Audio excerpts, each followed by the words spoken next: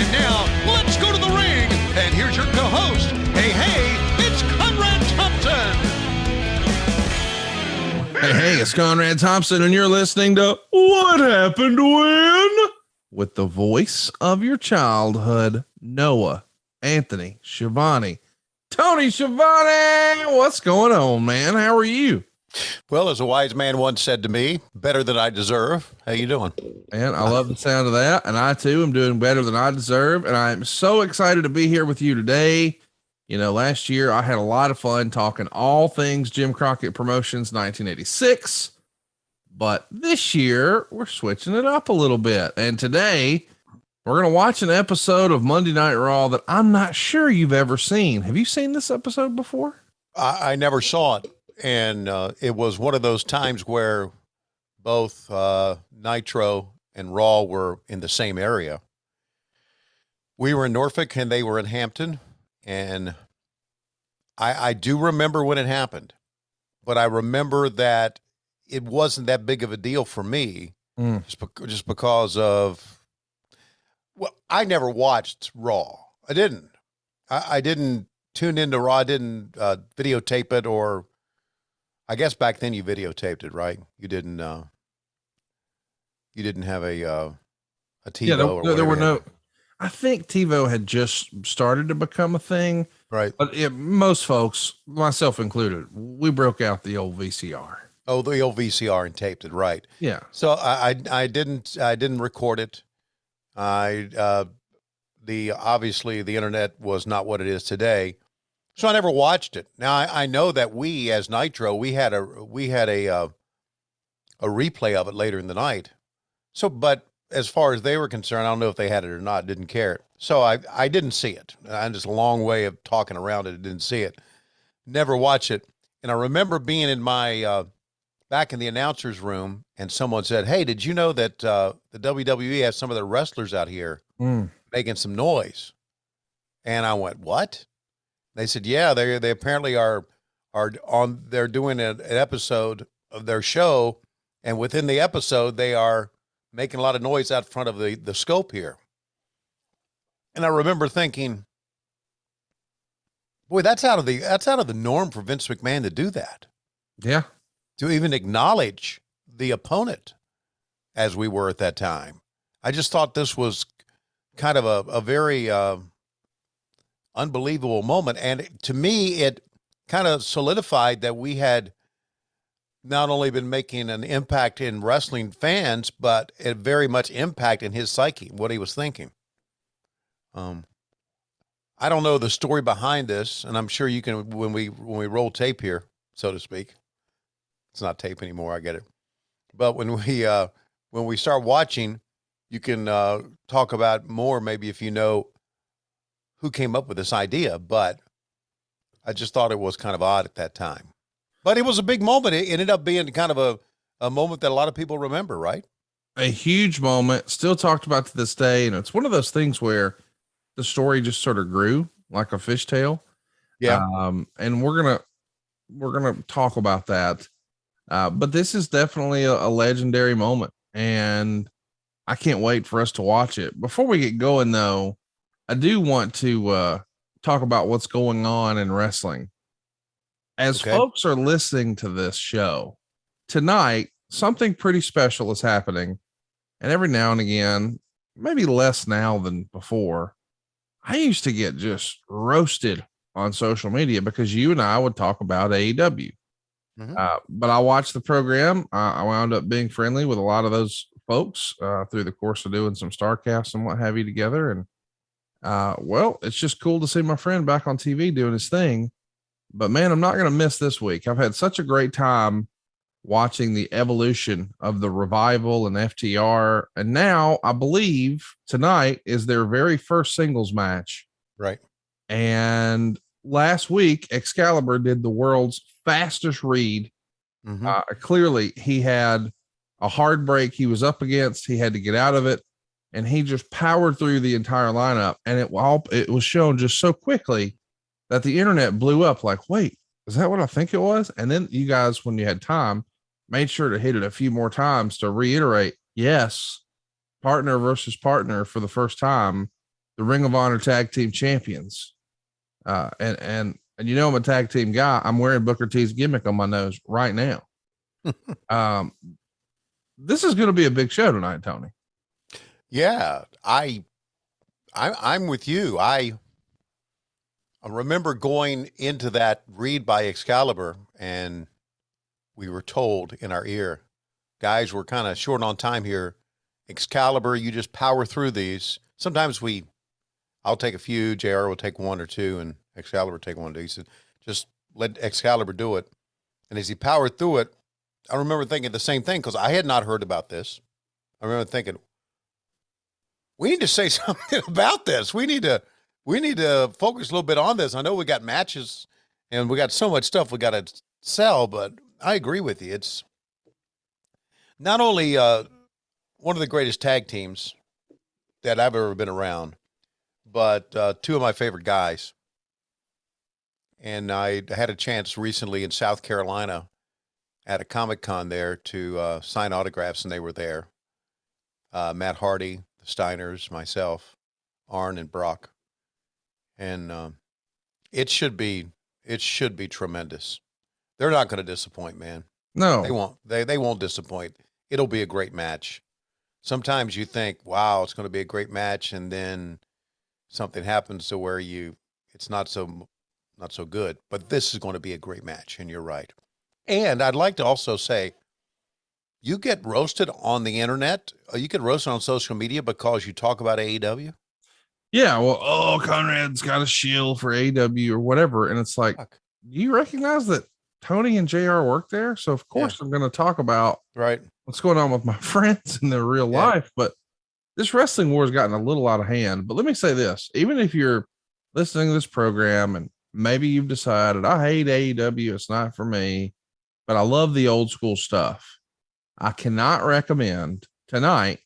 You need to watch FTR in singles action because, and I think you'll agree with this, Tony, FTR, and I don't think this is a negative thing, and I might get lit up for this too. They are an old school team. They are a nostalgia act. Yep. I mean, if you could imagine, remember that show Quantum Leap?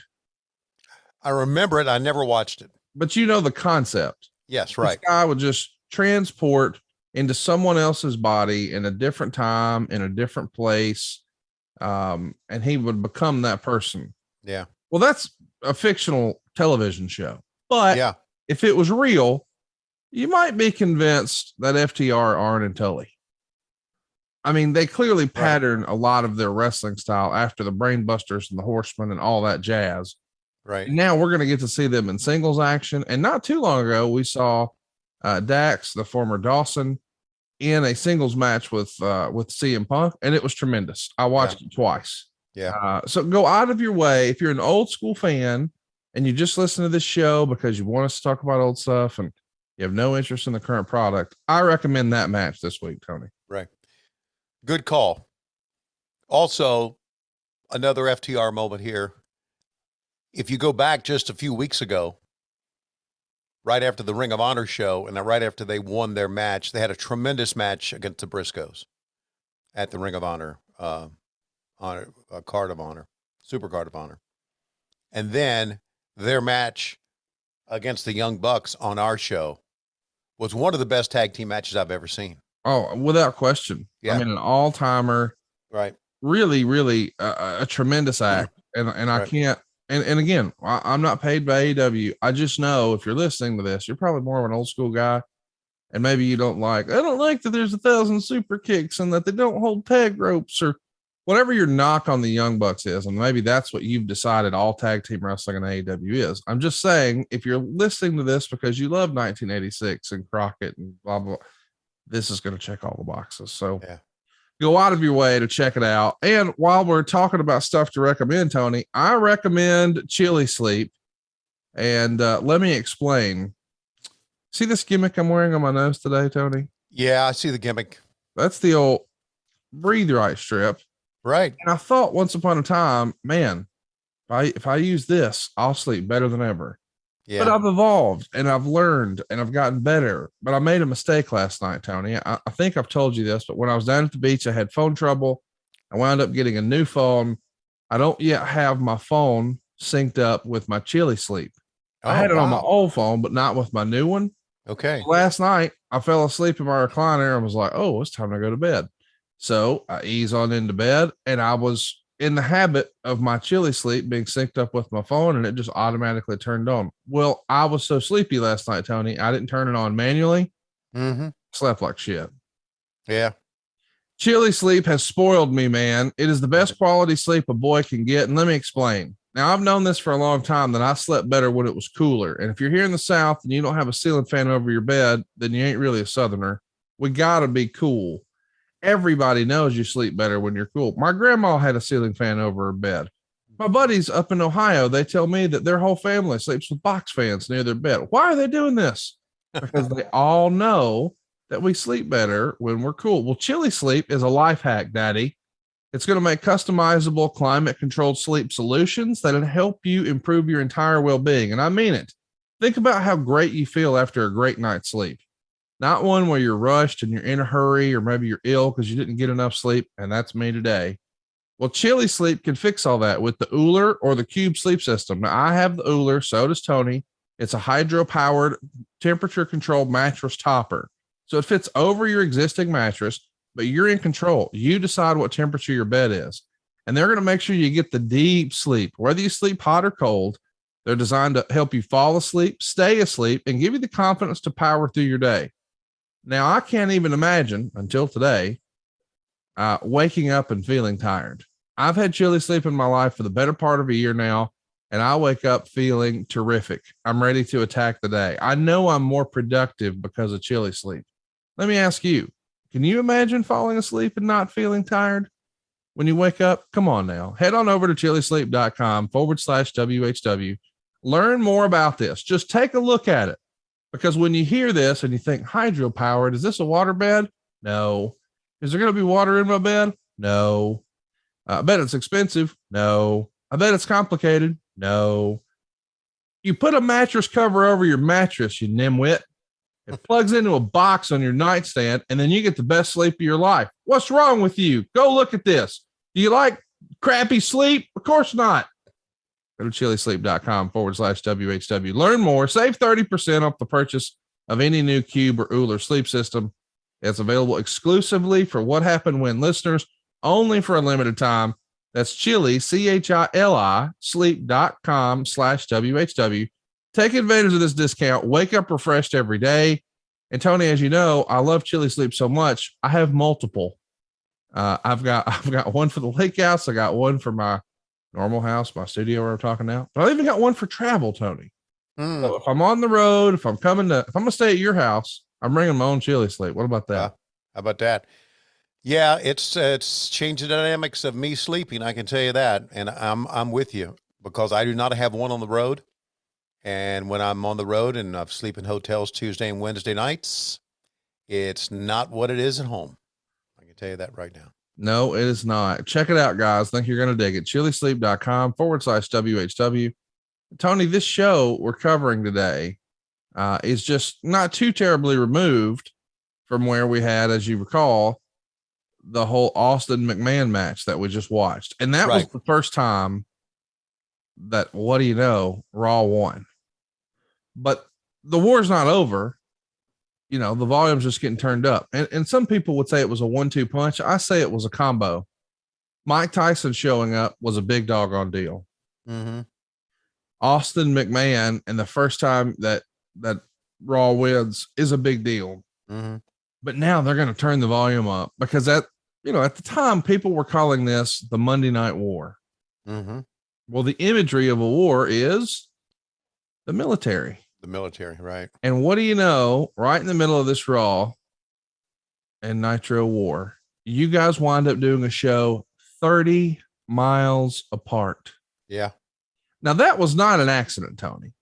You know, you and I have talked a lot about how Vince McMahon tried to sabotage Starrcade and blah, blah, blah.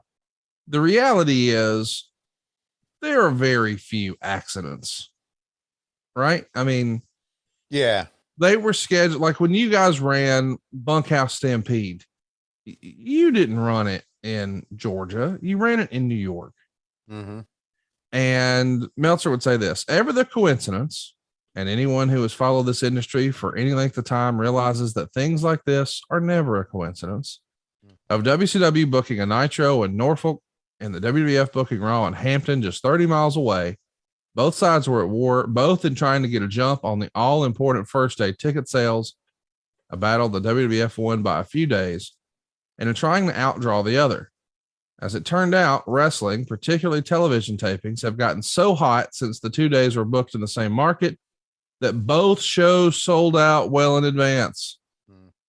WCW wound up with 9,594 tickets. That's 8,962 fans paying $168,695 at the Scope.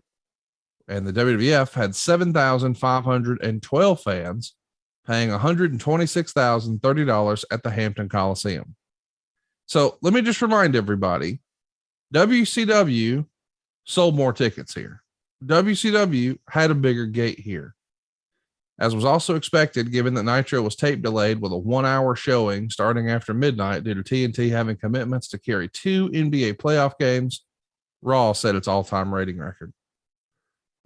What wasn't expected is that the old Raw record was broken by more than a full point with a 5.71 rating and an 8.2 share in 4,188,000 homes.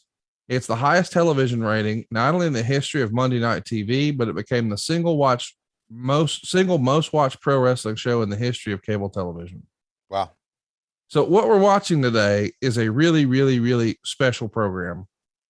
And to be clear, the first hour of Nitro, which aired after the NBA playoffs post game at approximately 12:30 a.m. Eastern time, drew a 1.7 rating. The other 2 hours of Nitro aired from 6 to 8 p.m. Eastern.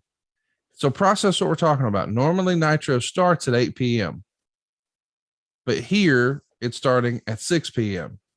So that's going to explain why things are just a little different. And I've given, I don't know that you've heard this, but boy, I gave, and I mean a lot of shit to Eric Bischoff. Really? Because he always contends that when this went down and the invasion was happening, that he was in the ring cutting a promo. And I called bullshit because it was daytime. Yeah. So how could you be in the ring? But now we know why. Well, the show was taped early. It was the NBA basketball game. Now let's not tell Eric Bischoff, because I still want to beat him up every chance I get. But that's what happened. Wow. I didn't know you and Eric had that type of bullshit relationship. Yeah. Oh, big time. Yeah. Big time. Yeah. Well, unfortunately, as we know, WCW is dead because, well, it was owned by Turner. Okay. Hey, real quick. Any concern about the whole Time Warner Discovery merger on your side? From the people I've talked with, no, I don't, for me on the surface, yeah, because you know what happened before. I know what happened before. Absolutely. But I think we've got this is my feeling. I think we got a viable enough product that if Discovery says, we don't want wrestling, that we can end up somewhere else. Oh, I'm not worried about that. I mean, the difference of connections and hookups and relationships and all of that. I mean, I don't think it's necessarily a trade secret. The cons are pretty plugged in. So yeah, they're pretty plugged in, and see, and that's what's different about this era and the era that we're talking about today, is that if Time Warner or Discovery doesn't want us, it's not like we're going to, we still got a business. So yeah, I think there's always some concern, but we've built up a very good relationship with Warner Media. Yeah. And I've met some of those folks. They're terrific. Yeah, they are terrific. So, but again, if this merger comes, and we know, as you've been reading with this merger, they've been clearing out a lot of people. It seems to me that they're really big into the streaming services. What I hope this means is that we are finally going to have a streaming service. In other words, we're going to finally have our own network, where we can show our old shows. And do you think that's important? Well, it made Vince a lot of money. I know that.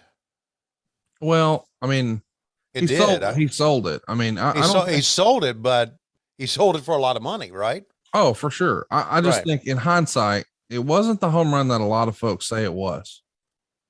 You know, now ultimately it became super profitable. And by the way, I'm not saying AEW shouldn't do it. Right. I think it makes a lot of sense when you have the historical Ring of Honor stuff. But what it would do to me, Tony, is it makes me think, well, you guys have to go create just a ton of new original content. And I say, let's freaking go for it. Oh, and you would be great at that. I mean, you and I talked long ago about, you know, way back when, pre AEW, that it would have been a great use of you to introduce some of the old stuff on the network, old WCW stuff, old JCP stuff. Right. There could have been a real strategy there, but it wasn't a priority for whatever reason. It didn't happen. And now you're enjoying the greatest career resurgence of all. And a lot of people, I think you included, thought, well, my wrestling career is dead. Yeah, buddy. But it was not. And now I'm glad that wrestling income of yours, it's greater than ever. But here's the question. If you're hearing my voice right now, what's going to happen when you pass away? I know it's depressing to think about before we press play on a wrestling podcast, but serious business. What's the plan for your family? How are they going to survive without your income? That's why I recommend life insurance. You see, life insurance is not for you. It's for your family. Specifically, you know, we all have car insurance, even though we might not need it. We all have health insurance, even though we might not need it. And we all have homeowners insurance, even though we might not need it. Spoiler, you're going to need life insurance. It's inevitable. And I had two friends in my 40s pass away very recently in the last couple of years. And boy, it just changed the way I looked at all of this in a major way. I, like a lot of you, probably thought, I don't need that. That's not something that's important to me. And I'm fine. I'm in fairly good health. I don't have any ailments, and I'm young. I got plenty of time. I'm good. And then when I had two of my buddies who were my peers pass away with kids, I'm thinking, these were fluke accidents. Nobody had cancer, nothing. I mean, this is, wow. All right. I had to wrap my head around life insurance. And what I realized, Tony, is it's a hassle, except for GoliathLife.com. You see, at GoliathLife.com, Tony, you can do one quick application. It's all done online, and you'll get 20 quotes from 20 carriers. You get to pick all the terms, all the coverages, but more importantly, you pick all the prices. So the whole I can't afford it is a bogus excuse, guys. You can get one you can afford, because something's better than nothing when it comes time to leaving your family something behind. And I can't recommend GoliathLife.com enough. Here's what they do. You start the online application. They'll even schedule the medical exam to come to you. What they did is they sent a lady out to my office. She did everything right there. I didn't have any crazy phone calls. I wasn't rerouted to another customer service department here or there. It was all taken care of, fast and easy, not even a phone call. GoliathLife.com is life insurance in your hands on your time. Get all these quick quotes right now. It's important for you and your family. And it's important that you pull up season 4, episode 17, Tony. We're going back to April 27th, 1998. So as you and I are watching this, this is the 24th anniversary of this program. How about that? Can't believe it. I can't believe how time flies, but yeah. And I'm looking forward to this for a lot of reasons. And another reason I'm looking forward to it, shilling for AEW, is that I really, really enjoy Billy Gunn. Wow. And he's a good guy, man. I'm so glad I'm able to work with him. So you're going to love this. We're going to have a lot of fun today. And Tony, I think around this time every week, we usually have some sort of silly slapdick. Give us a countdown. Do we have one today? Yeah, there's no sillier slapdick than Steph Chesney out of Las Vegas, Nevada. And let's cue him up right now. You know it's all about Shamrock!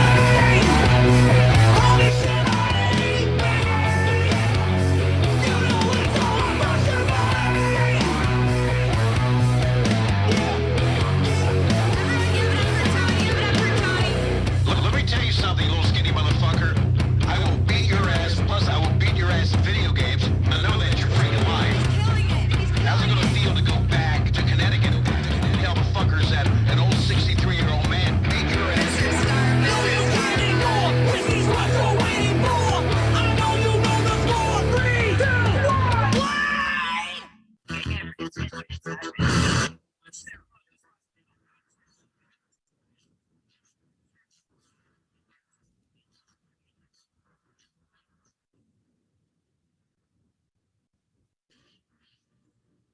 night at WWF Unforgiven, Vince McMahon's guarantee of catastrophe was realized.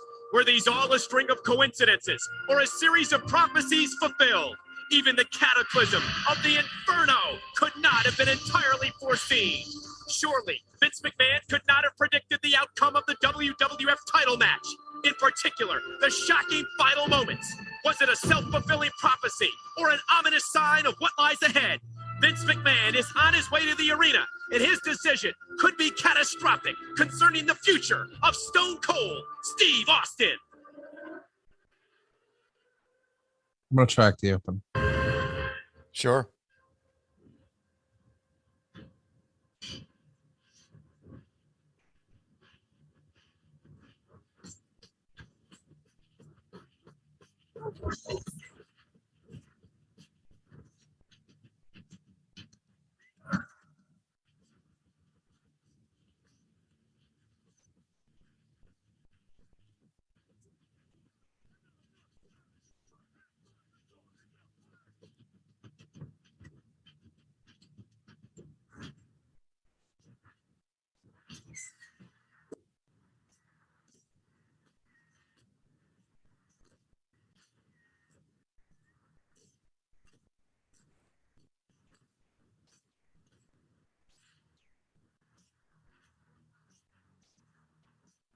Wow.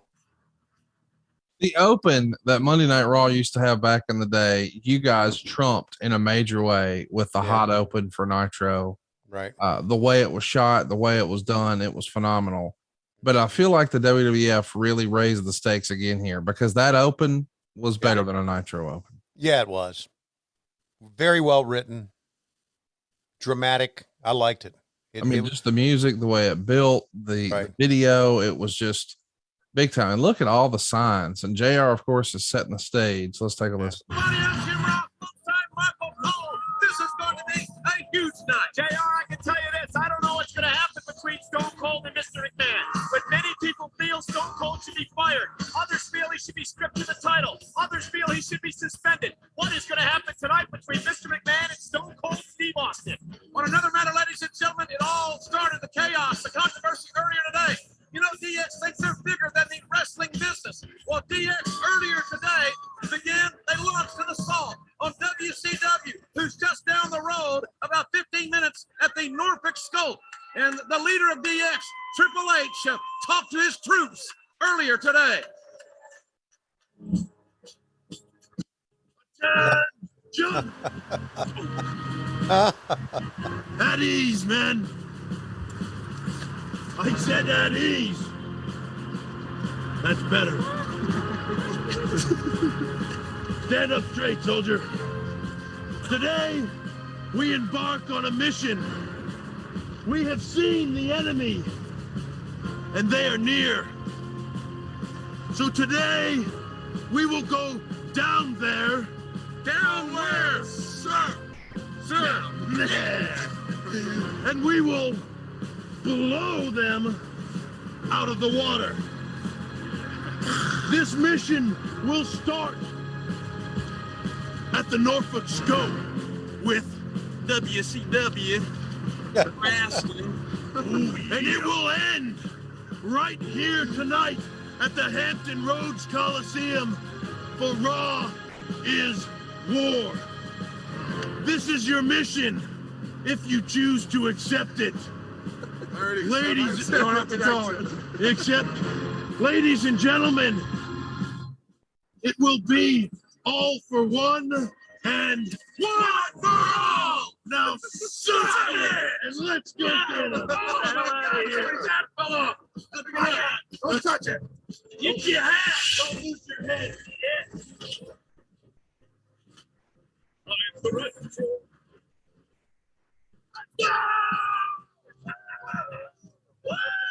We're going down,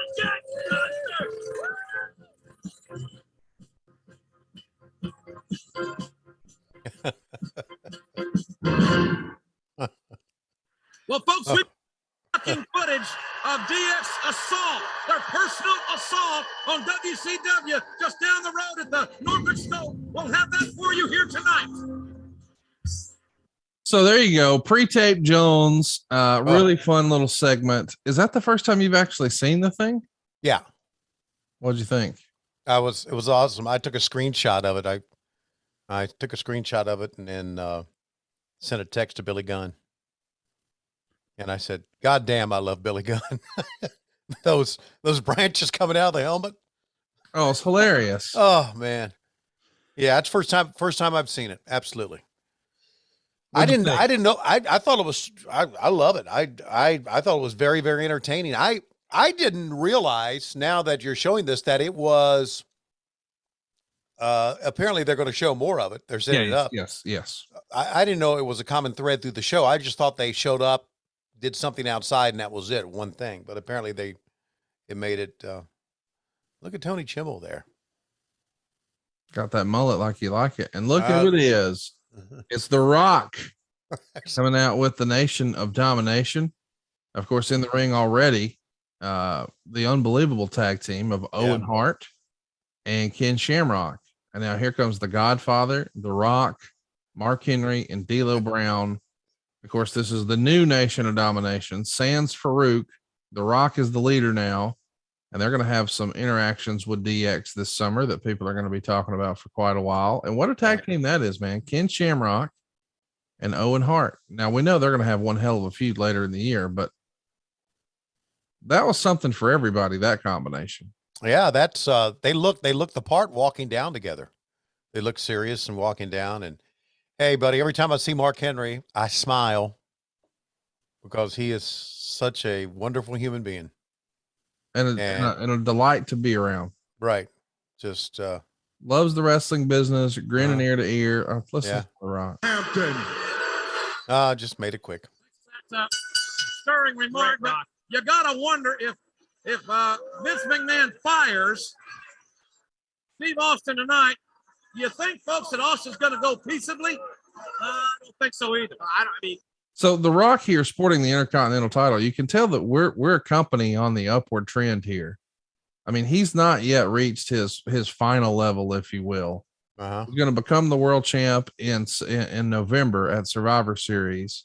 They do a tremendous one night show. Maybe we'll take a look at that this year or next year, but really, really phenomenal job putting it together. But The Rock is somebody that I don't think, even if you knew, hey man, this guy's got it, I don't think anybody would have predicted, even at this point, he's going to be the biggest star in the business one day. No, but obviously it's a very well-worn story that if you can cut a promo, you're going to be a big star. And he knew how to cut a promo. Ask that nothing happened in MJF. That's right. I mean, what a turd human being he is. Yeah, just but he's in every regard. Yeah, I know. Just. But people keep catering to him because he's a big star. He's a jerk, and everybody knows it. Right. There's the eyebrow. So let me ask you this: in the evolution of The Rock, was it the Nation of Domination that started his turn to be a superstar? Because the fans really hated him at one time. Oh, look at this! He turned on him. This was the turn. How about that? Because Owen is now friendly with the Nation. Right. And look at there, grabbing the chair. They've had enough of Ken Shamrock. Right. Look at the crowd. Yeah, I know, man. Big splash by Mark Henry. Mark Henry. God, I love Mark Henry. I give him a hard time. I always say, do you think Texas barbecue is as good as North or South Carolina barbecue? Oh man, it gets him going. He gets mad that you think it's not. Oh, I give him a hard time about Texas barbecue, which I love Link sausage barbecue. I think it's the best, but I won't tell him that. Well, he's probably a brisket guy, is he not? Being from Texas? Oh, yes, he is. Yes, he is. Yeah, he probably likes beef brisket, whereas here in the real South, we like that pork barbecue. Yeah, and he comes in. He brings barbecue every time we're in Texas. He'll buy barbecue, bring it into the announcer room for us. Well, that's nice of him. Yeah, he's a good man. Anyway, this is a hell of a little angle coming on here. Excellent way to start the program. So they just injured his ankle, and of course, Owen Hart sinking back that sharpshooter, or as you would call it, the Scorpion Deathlock. And it looks like I guess Steve Blackman tried to come in as well, and they've taken care of him. Yeah, Steve Blackman is the occasional. Oh, here comes Farouk. Of course, he used to be the leader of the nation. And what we were talking about a moment ago before we stopped for Mark Henry is you're exactly right. The internet, well, just the fans at the live events, boy, they hated white meat babyface Rocky Maivia. Mm-hmm. The squeaky clean persona. Did not like that. Right. So he takes a break, comes back, I think from some sort of injury, if I remember correctly. And when he comes back, he turns heel and throws his fist in the air and lets everybody know he's part of the nation. And then he explains that people were saying, "Die, Rocky, die." Very Mick Foley of Kane Dewey, that style promo. Right. And before you know it, man, Rocky Maivia is a bad guy, but slowly but surely, he would start to do things like refer to himself in the third person. Right. And lots of people take credit for that. I think most recently I heard it was Chris Chambers' idea. One of the behind the scenes folks from WWF. Did you ever meet Chris? Yeah. And he's still there, by the way. Is he still there? Chambers is still there, dude. Yeah, it's amazing because they've shit on many people who have been there for a long time and gave them their walking papers. I'm surprised Chris made the cut, but it's good because I met Chris. He's a good guy. Really nice segment here to open the program. We're 11 minutes in, 51, 52, 53. Look at this. They are really drawing this one out. They brought agents in the ring, and Owen just jumped on him and bit his ear. Look at that. Yeah, drew a little blood. Got blood in his mouth. That's good, man. Fun Tony Garea. Oh man. And look, he goes back again. By the way, I should mention that this show happens one night after they had the Unforgiven show at the Greensboro Coliseum. And you and I talked about, hypothetically, Ric Flair was going to be seen sitting there front row. Yeah. Of course, it didn't happen. And here's the turn. You got the tag, and they're running the I don't think I want to get kicked in my no-no and then in the side of my head. That's just me, though. No. Would you but now you used to pay girls to kick you in the no-no. Isn't that right? No, you got the wrong person. I think you got the wrong podcast. But I don't think you can work getting kicked in the no-no. Even if you got a cup on, it's going to hurt. Did you just say here on the program that Jim Ross pays women to kick him in the no-no? Is that what you said? No, I didn't say that. I said you got the wrong podcast. I didn't say it was your podcast. Oh, okay, good. On your network. Because I was like, buddy, that's going to be a blockbuster right there. No. Boy, I mean, Shamrock is not happy. There's a lot of podcasts out of there about Look a lot at that of group right there. That's the Don't Fuck Around crew. Right. Ron Simmons, Shamrock, and Blackman. Yeah. If you walk in a bar and you see those three guys, just turn the fuck around. Yeah. One thing I was thinking when Ron Simmons rolled in the ring and they all started stomping him, what was I talking about? I don't know, but Dude Love is here, Daddy. Okay. Take a look. What do you think of this persona of your man, Mick Foley? I love it, man. Let's check this because he's got the dudettes out here. Okay. WWF champion last night at Unforgiven in a physical war with the rattlesnake. Oh, show them what you got, ladies, because we are at the Love Shack. It sure is a chick magnet, JR. Look at him. Well, it was a hot night indeed. A bigger night than Woodstock. A bigger night than John and Yoko's Love In. A bigger night than when the Dude used to prowl Hef's mansions. And I'll tell you something, ladies. By the end of the evening, the Dude could appreciate why all these people love old Stone Cold. The Dude could understand why at one time Steve Austin was my main man, my bestest friend, and my confidant. Because Stone Cold, ladies, is a tough cookie. And the Dude would be lying if he said he wasn't hurting just a little bit. But last night, girls, the Dude took that tough cookie, he chewed him up, and he spit him out. Ow! Well, you can judge for yourself on the encore tomorrow night on pay-per-view. And after the hanging and banging was over, after the shucking and jiving was through, after the dude put on the performance of his lifetime, well, my gas tank was running on E. So I hope you people will understand that when I took the ladies up to the room, oh, I knew what they wanted. I looked into their eyes, filled with lust, filled with longing, and I had to break the bad news and say, ladies, tonight, the dude just needs to be held.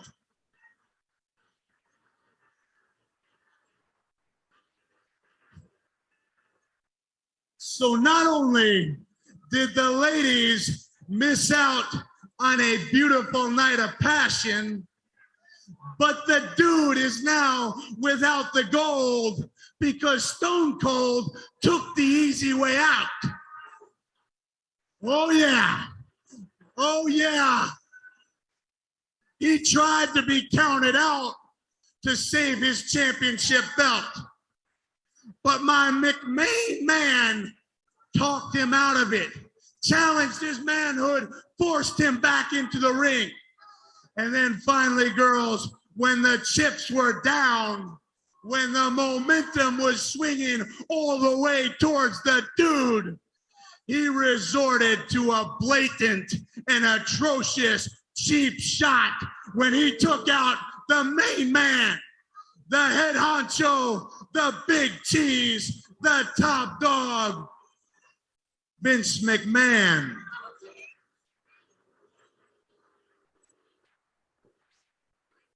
So now the way I see it, we have three choices, and maybe we can all take a little vote on this one. Number one, we find the ex-champion, Shawn Michaels,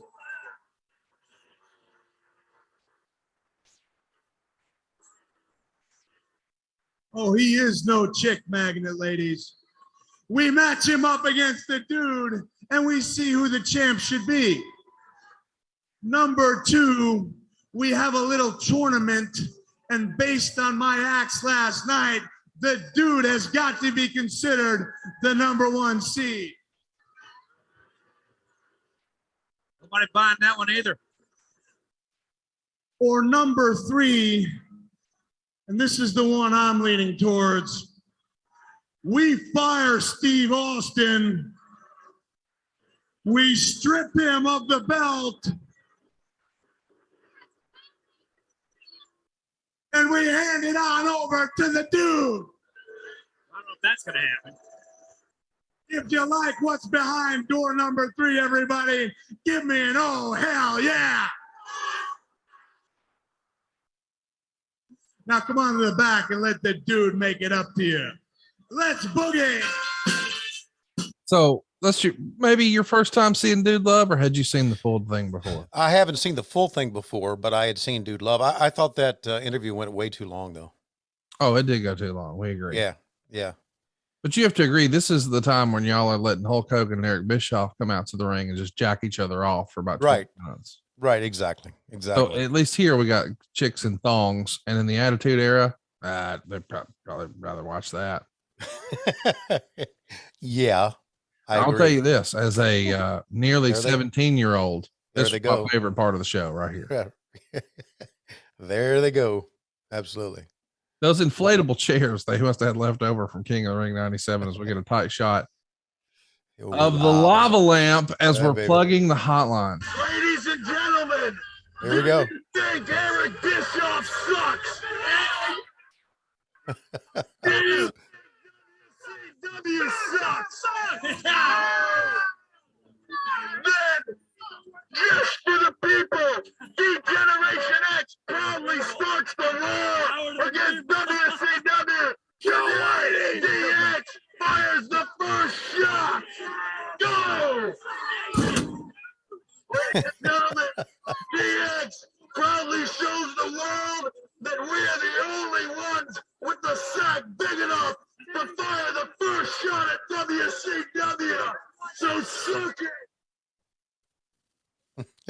That's how they went to break, and then they come back. Brought to you by First Gum. All years later, Burst Gum.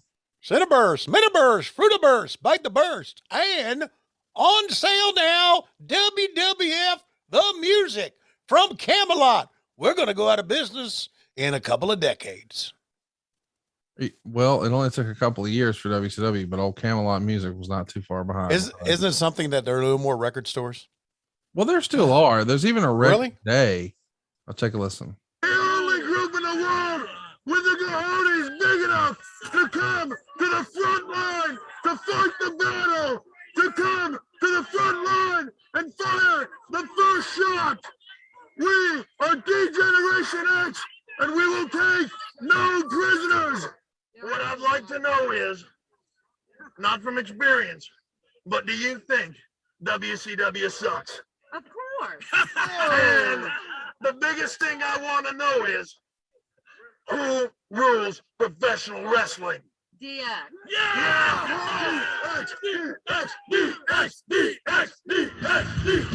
You know, JR is So there you go. Seeing some of these skits, this thread that continues. That's we'll call that part 2.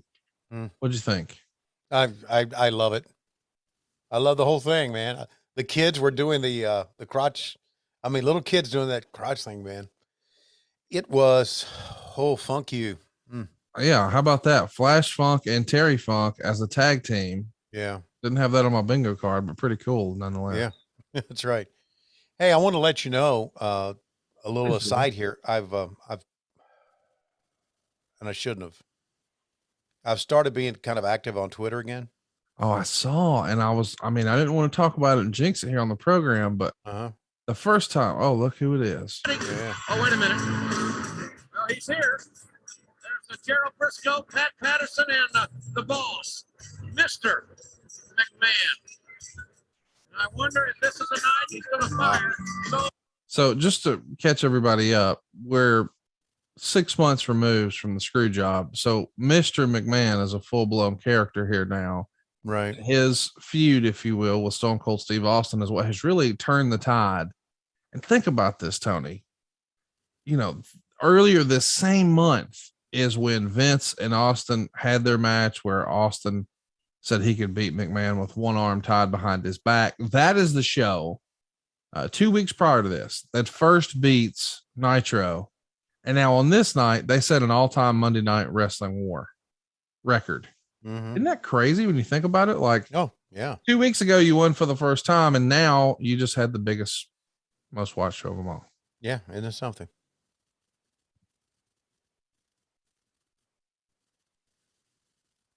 Wow, the Headbangers. I didn't see much of their stuff, I bet. No, did not.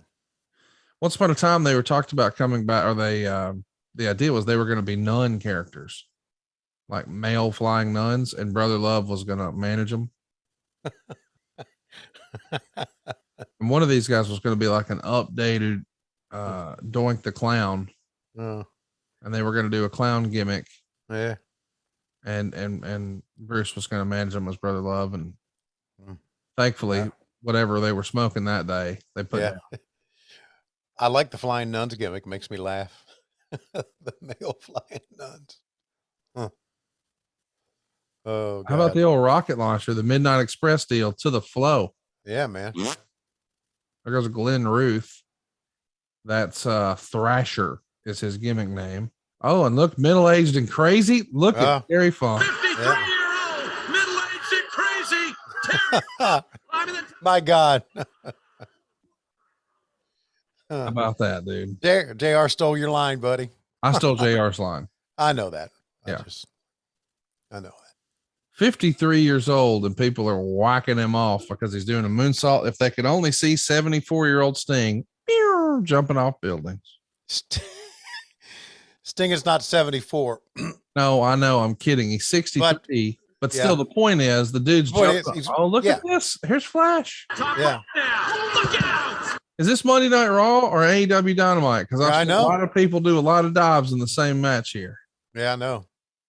So I just want you to know next time somebody says, "Oh, it's too many dives," well, go watch Monday Night Raw because Too Cold Scorpio and the Headbangers and Terry fucking Funk said it was okay. Yeah. So piss off. How great is Terry Funk, dude? Sure would like to see him again. We can make that happen. I hope so. You just got to go to Texas. Matter of fact, I'll go with you if you want to go. Have you tried to get in touch with him? Man, I'll tell you off air, but let's just say I can't. Okay. I'm not going to say anything negative here. Okay. By the way, I love Terry Funk. I'm just Yeah. saying we all get older. Yeah. I don't know anything I say is going to get reported and clicked around, and I don't want that to happen. Oh God. You know what I mean? I'm trying to be respectful. Oh, I know what you mean. Reported and clicked around. Jesus. It's amazing sometimes that what we do here on this show becomes a headline for a bogus fucking wrestling website. Well, I mean, and by the way, they're not bogus. They're just reporting what we said. And I appreciate their support. And I know that you're railing against them, but I don't, because I appreciate what they do. But at the same time, it's like, man, that's their story. That's their family story to tell, not mine. And I'm not gonna. Yeah. I still think it's cool to be talking about somebody's health or whatever. I just remember, look at this. Great man. Headbangers are pretty fucking cool. I just remember when you and I talked about my contract and I mentioned my contract. Remember that? It made news everywhere. Yeah. Well, I tried to edit it out, but it ended up being on the video version, and then it got out, and I was so pissed off. It was a headline.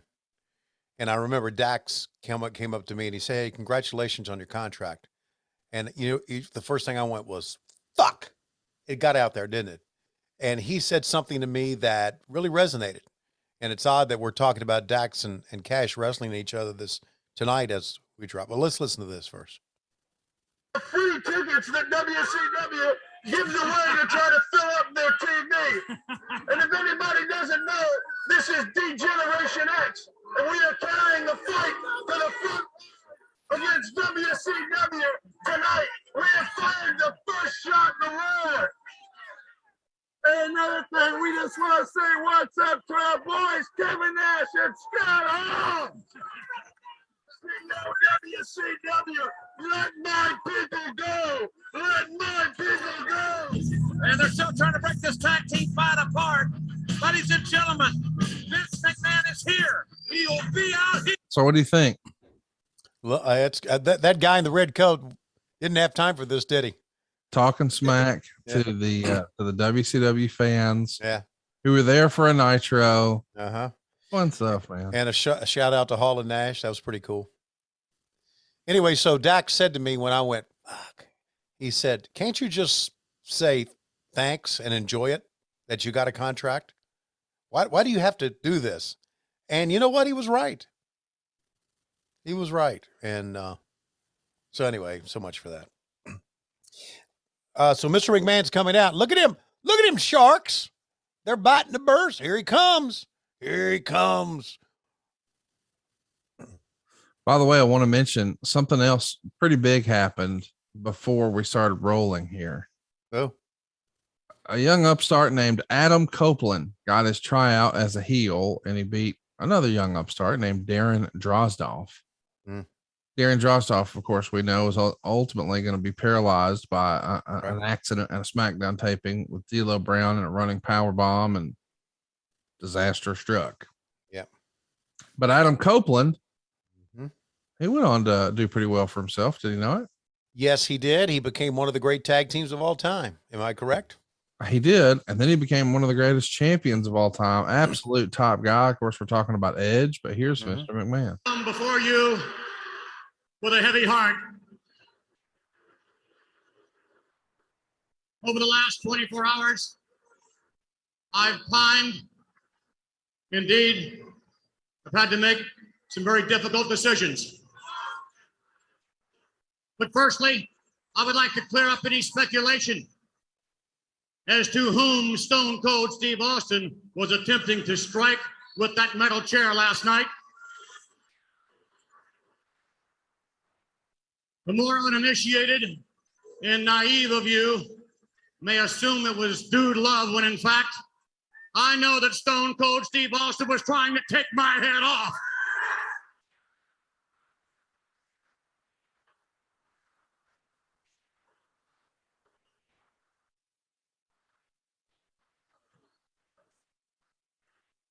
As a result of that brutal and blatant attack, I have sustained a mild concussion. I've experienced dizziness and even nausea. Even nausea. But nonetheless, none of those side effects of the concussion have in any way clouded my judgment as I stand before you tonight. Should I fire Stone Cold Steve Austin?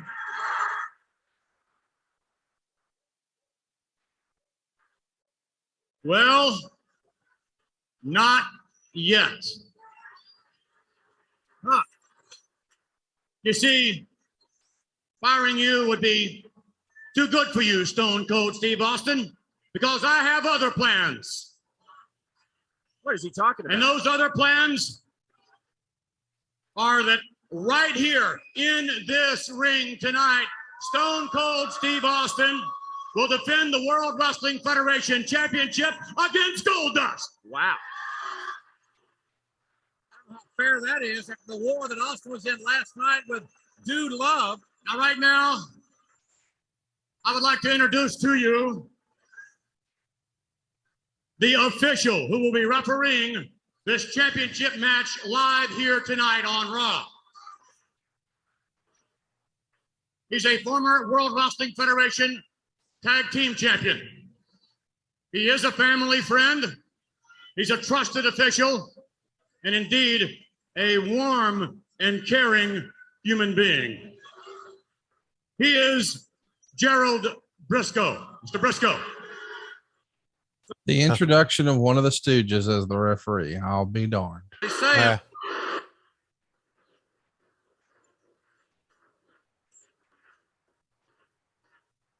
He's been a long time friend of Vince McMahon. He's one of in McMahon's inner circle. There's only 2 or 3 people in that inner circle. Briscoe is one of those. I don't know how objective he'll be as a referee or how much experience he has as a referee. Mr. Briscoe, I'd like to inform you and everyone else that's listening that if Stone Cold Steve Austin lays a hand, if Stone Cold Steve Austin lays one finger on you tonight as your capacity as the guest referee, Austin's contract will be terminated and it will be immediate revocation of the WWF Championship.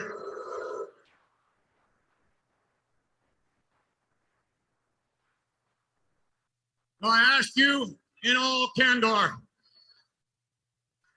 will you be an unbiased and impartial official? Yes, sir, Mr. McMahon. Are you afraid of Stone Cold Steve Austin? Well, you told me if he touches me. Absolutely. If he touches you, he will be fired immediately and the WWF title will be taken from him immediately. I'm not afraid of Stone Cold Steve Austin under those circumstances. All right, just one other question for Mr. Briscoe, and that is, will you officiate this matchup in the time-honored tradition of World Wrestling Federation referees? Please. Yes, sir, Mr. McMahon. Well, then there's only one other question that all of you must be asking yourself right now, and that is, should Goldust become the WWF champion here tonight live on Raw, then what sort of representative would Goldust make as the WWF champion? Well, in my humble and personal opinion, anyone would be better than the champion we have now.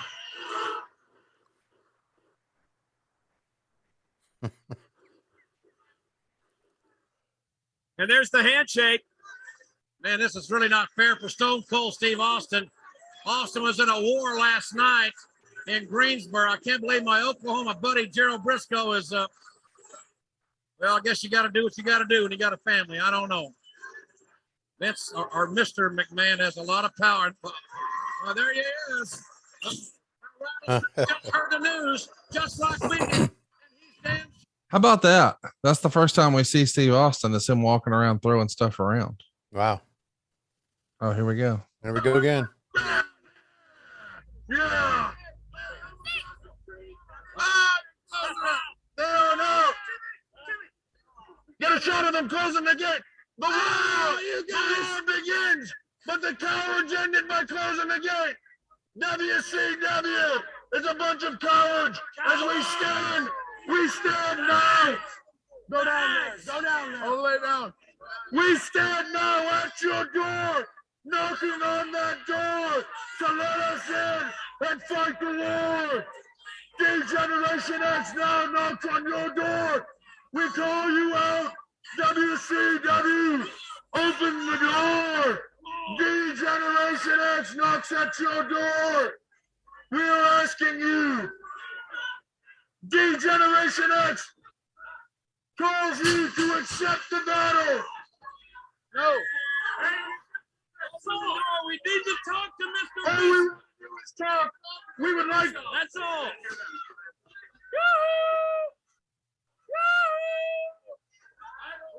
Eric Bischoff, if you got a minute, like you to come out, just want to have a word with you. If he's just got a second, Please we open need the to minute your door. time. We would like to speak to Mr. Bischoff. This is Sean Waltman. I just thought I'd come by and give you a chance to tell me where you're from. Let's move. Since you didn't have Least the I can guts do to is- call me on the phone. Least he could do is apologize. You got to wonder, isn't the WWF enough terrain for DX to cover? Why do they have to interact with a rival wrestling organization? What's next for these guys? The 82nd Airborne? I mean, they're troublemakers. All they're ever doing is causing trouble. And if you're not a member of DX, then they just don't want you around. You're their enemy. Ladies and gentlemen, let's all get up on our feet and prepare ourselves to show proper respect for the man that proved last night at Unforgettable. He is the king of country music. That's right, folks. It's time. D-double-J-A-double-R-E-double-T. It's Double J. Jarrett. So how about that, man? What a contrast, is it not? What do you think of what we're seeing so far with the invasion? The ramp that they went down Yeah. is the ramp that everyone drove down, and you parked under the Norfolk Scope. So that was the entranceway, and they had to close it off, obviously. But that's where we would drive down, and I thought that was very interesting. I love the whole thing. Of course, here we go. Lee struck gold. Yeah, Jesus. How about this presentation from Double J? Where are you at on this Double J persona? It's okay. I like it. How about Bradshaw here, Wow. looking like a badass blackjack here? Yeah, man. It's awesome. Isn't this presentation awesome? Oh yeah, man. I wish he'd have kept that look forever. I know it's like if Stan Hansen and the Blackjacks had a baby, but I'm good with it. I'm good with it too. It was a great look. It looks awesome. Where are we in the Jeff Jarrett leaving Vince McMahon era? He hasn't yet put a gun in his belly and Okay. held him up for cash. He did walk out on him 3 years prior. Right, Came over, had a cup of coffee with y'all as a fake ass horseman. right. But now he's back here because Eric Bischoff wouldn't push him. And then he came back. It's back and And forth. then he came back. But by that point, Bischoff was out and bro wanted him in there. Speaking of Jeff Jarrett, or speaking of Eric Bischoff, and even speaking of JR, you've announced Top Guy Weekend. Hey man, pretty excited about that. All of our Yeah. guys over at Low Key Big Hog Land on Mhm. WHW Patreon, and of course our top guys from adfreeshows.com. We're going to be hanging out all out weekend in Chicago, and pretty fired up about that. Should be a big time based on what it looks like the card is lining up to be. Of course, we're going to have all of our regular hosts there, or all that are available. We just had an absolute blast last year, and it feels like we're going to find a way to make it even more fun this year, Tony. Same hotel. Have you come out with the particulars? Yep, we got the Yeah, okay. exact same hotel as last time. Right. Ready to roll. We've got a link for all of our subscribers, and Mm-hmm. Good. I think they're getting all their bracelets together now, and we'll have those mail delivered like we did last year, and should have some fun surprises. But we've got a couple of big announcements. One big, oh, look at there's Kai and Ty here. Kai and Ty. Yeah, including Dick to Go. Oh, okay. Men's Tao. Uh-huh. The other Grand Hamada. I gotta look, but man, just quick, fast assassins.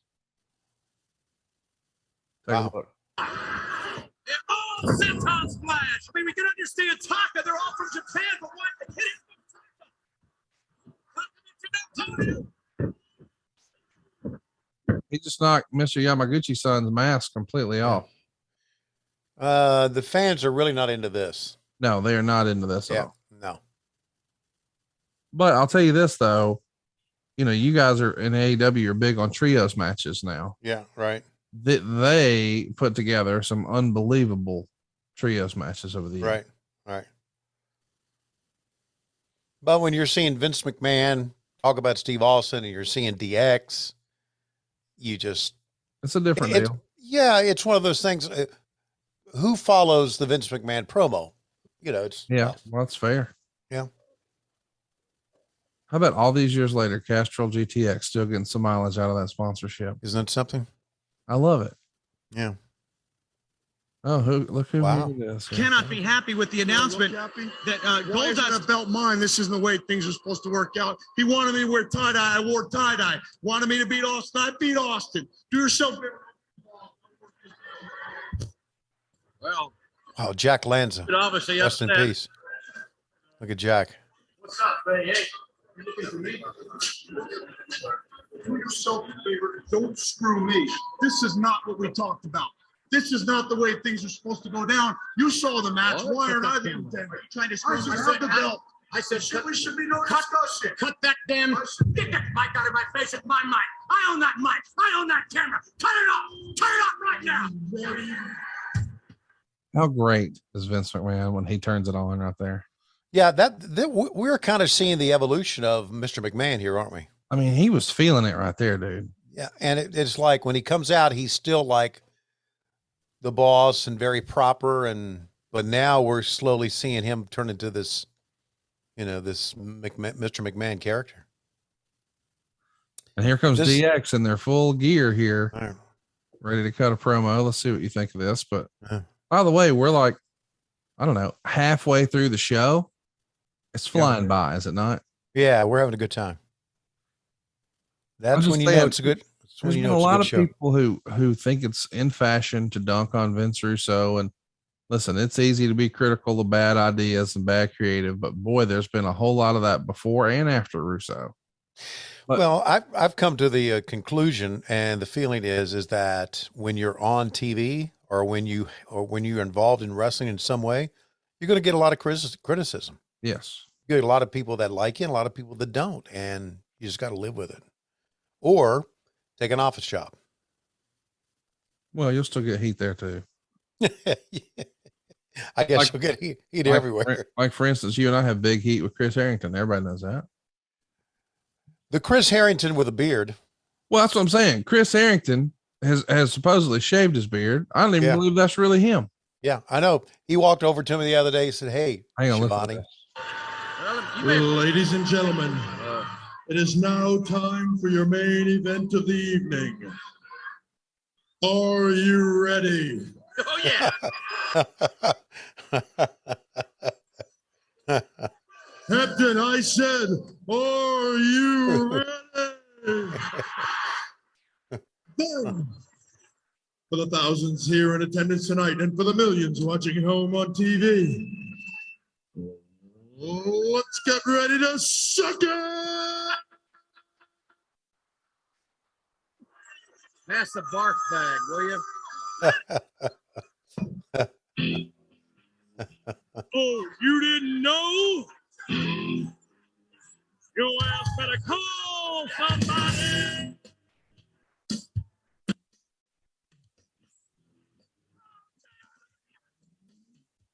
Aren't they adorable? Aren't they cute? Aren't they lovable? Don't you just love them, King?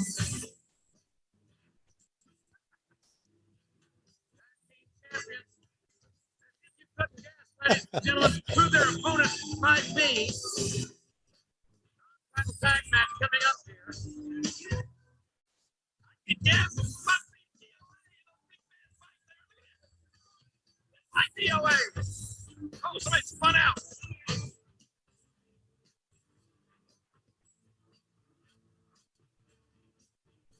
Outlaws very lucky to still be tag champions after the controversy last night at Unforgiven.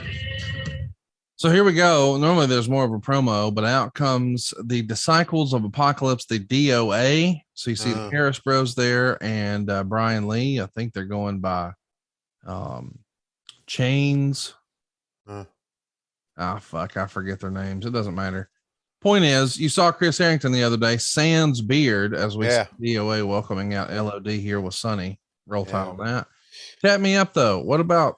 I don't understand. Where did the facial hair go? Is he button? Is he reverse aging? What's happening? I told him. I said, I don't know if you can do it, but go back to that barber and get it put back on. Yeah, just glue it on. Glue it on if you need to. And then he had the audacity to take his picture and put it on social media. So that not only the people backstage can suffer, people around the world can suffer. I don't know that we've talked about this, but I actually had to replace a computer monitor over it. So we'll see what that looks like when I turn that invoice in.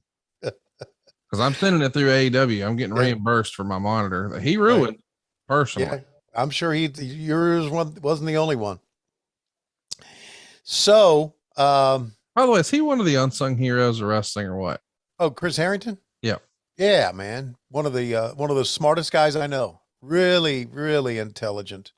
Really just a good part, a great part of our company. Another great part of our company, Billy Gunn. And I say this because Billy Gunn is a no-nonsense backstage, doesn't give a shit who he offends, and straight shooter. If he doesn't like your match, he'll tell you, and he pulls no punches. Give me an example without embarrassing anyone. I don't want you to say any names so that it gets clicked everywhere, but yeah, give me an example of something he saw he didn't like. And you can clean it up so we don't have a tell. We have, as you know, we have a lot of young kids. Sure. In every territory that we are, every venue that we are. A lot of young kids who are in that area who have wrestled independently, right? They all come, they get booked.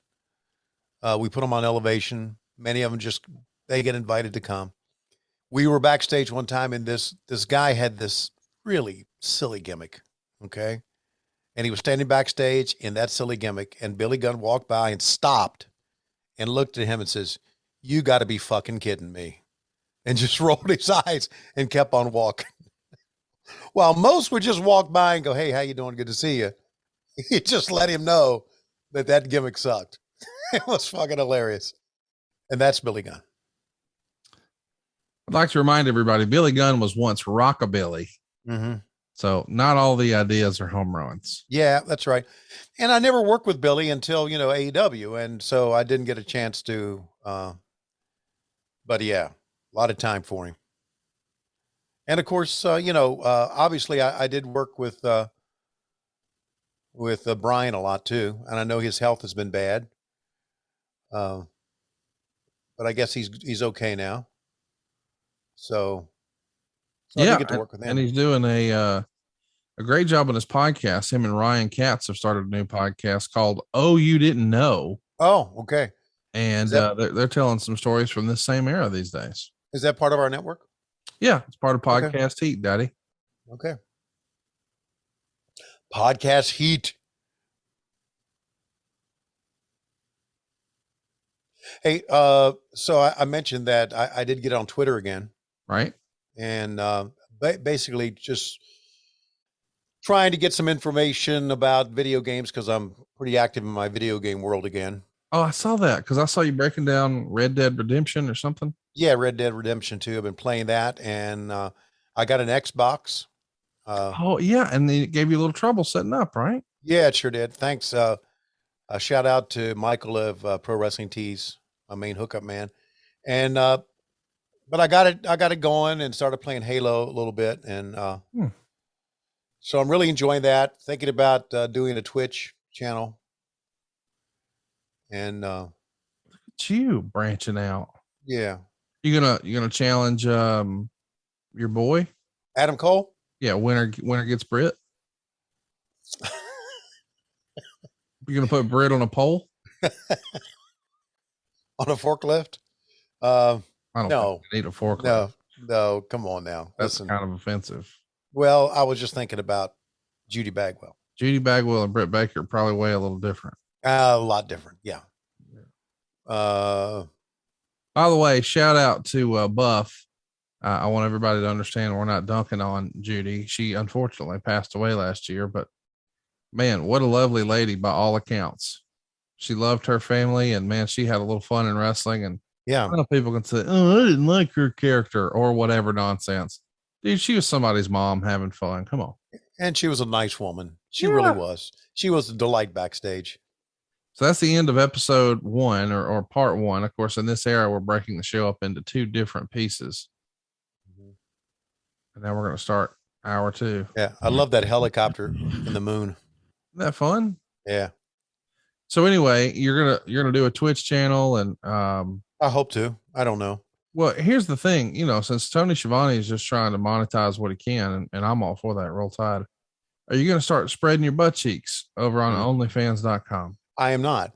And listen, if I can make some money on Twitch, all the better. Okay, but here's what I want to do. I really want to connect with gamers, and I want some help on playing games. I used to be able to, back in this era we're watching right here, when my sons were like high school age, right? And middle school and high school age, mostly middle school this year. See, Matt graduated in 2000. So Matt would have been in high school here, but the other kids were in middle school. So in this era, I could stay up all night with the kids and play video games. I could, and really enjoyed it. Really, we had, and I don't know what era we had, Nintendo, Super Nintendo, Nintendo 64. We had all that. Then we got the first PlayStation. We got a PS2 after that. We had all of that. And I used to be able to stay up all night with the kids and play it. I really, really enjoyed it. Now in my older age, I get frustrated really quickly, right? If I try, like I'm playing some Halo now, and when I go up against the first boss, if I lose like 4 or 5 times, I go, fuck it, throw the controller down and go do something else. So any type of help I can have, like I had back in the 90s with the kids, I appreciate. And that's kind of why I'm going to do this. So check out the Undertaker here. What do you think of this presentation, man? Totally different look. It's the Attitude Era, but we're not yet to the American Badass. This is still the Ministry of Darkness sort of era. Yeah, right. It's a kind of a scary look, man. It's a great look. What years did he transform into the badass? A couple years later. Okay. And there's something that happened, some sort of angle that happened that transformed him? Oh, he was just gone for a while, and then he came back and rode a motorcycle to the ring and started whipping everybody's ass in jeans and a bandana. And we were like, oh, okay, so this is him now. So, okay. I didn't know if it was angle or not. There you go. But yeah, his presentation was always tremendous. And he was just inducted into the Hall of Fame, which I really think probably should have happened a long time ago. Well, I think he had to stop wrestling. Right. I was over and over and over. Holy shit! Is that Barry Windham on the other side? Barry Windham was still with the company at the time. He had just been part of the new Blackjacks with. That's him. Yeah, man, I could see that from the long shot in the Austin Hall boots. He doesn't exactly look like 1986 anymore, but there he is. Yeah. And James E. Cornette is his manager, because we're trying to bring back all of a sudden the NWA here. Oh. So the NWA is a part of the program now. NWA is part of WWF? That's right. Yeah. Wow. Because whoever ran the NWA or thought they ran the NWA wanted some money, so they hooked on with them, right? Not exactly. Okay. And Cornette was saying, allegedly. Mm-hmm. Allegedly. Yeah. Goddamn, we don't need all this gold dust bullshit. What we need is fucking headlock takeovers. Let's just get back to the fucking basics. We don't need all these backstage skits and shit like that. Just get the goddamn rocker. Let me make a new Midnight Express. What the fuck? And so, Okay. Jeff Jarrett, Barry Windham, Rock and Roll Express, and they created a new Midnight Express. Right. With Bart Gunn and Bob Holly. And of course, Barry Windham was part of the NWA here, and they're going to become fodder, as you see here. All right, Undertaker's here, so let me choke slam you, let me drop you on your head with a tombstone, and then see you later, NWA. And there's no Jim Cornette at ringside, even though he was listed on the video font there. He's probably had enough of your bullshit by this point. I'm sure he had enough of somebody else's bullshit. He used to bury you strong on TV. Did you know that? That's good for him. I hope it worked. He didn't. He was always complimentary. Okay. But I'm sure that during this era, the backstage tension between Jim Cornette and Vince Russo was something else, man. And specifically Kevin Dunn. The combination of those three guys. There's been some pretty fun things. Yeah. Some fun stories that came out. Let's take a listen.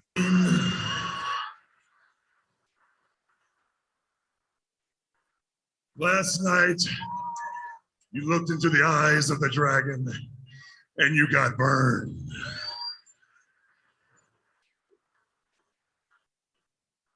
But you see, Kane, you wanted to fight with your brother. Last night, it wasn't the end. It was only the beginning. So what I want you to do right now is come down to ringside and let's finish it. What? Well, the fans here in Hampton are ready for it. I'm sure the audience at home are ready for it. Well, in case the people don't know what Undertaker's talking about. I'm not moving until you come out here, Kane. I don't know if you can't Undertaker set him on fire again. I have all of eternity to wait for you. The Undertaker set his own brother on fire last night. What? That's not a sentence you hear very often in wrestling. The Undertaker set his own brother on fire last night. By the way, Meltzer would say Undertaker destroyed an out of shape Barry Windham in 59 seconds with a tombstone and challenged Kane to come out. So Paul Bearer is going to come out and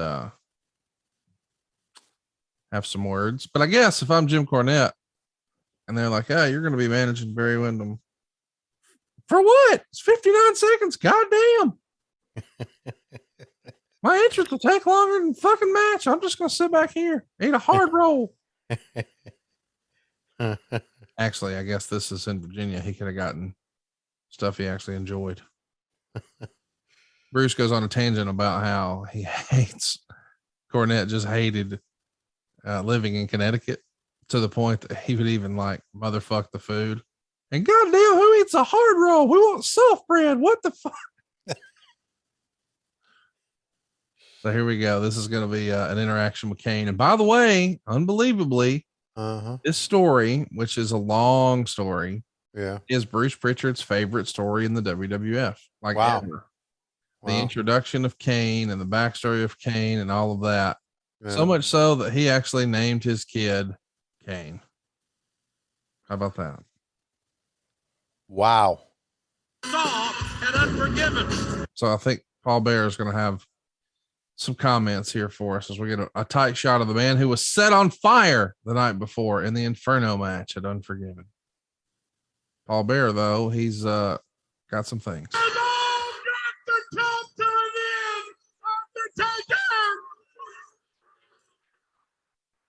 Wasn't supposed to be like this.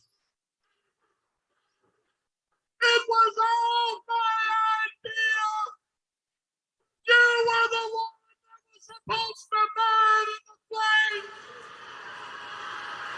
But my Kane, once again, had to suffer the pain and agony of the Inferno. It's not that he suffered enough. That poor 3-year-old child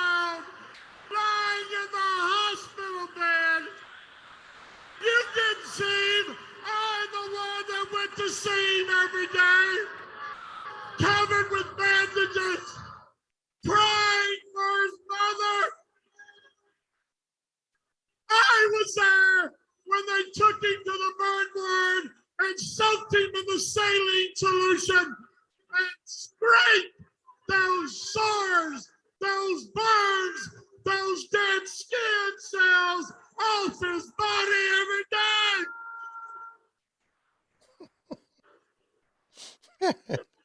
We've got to have a truce. It's got to stop, damn it.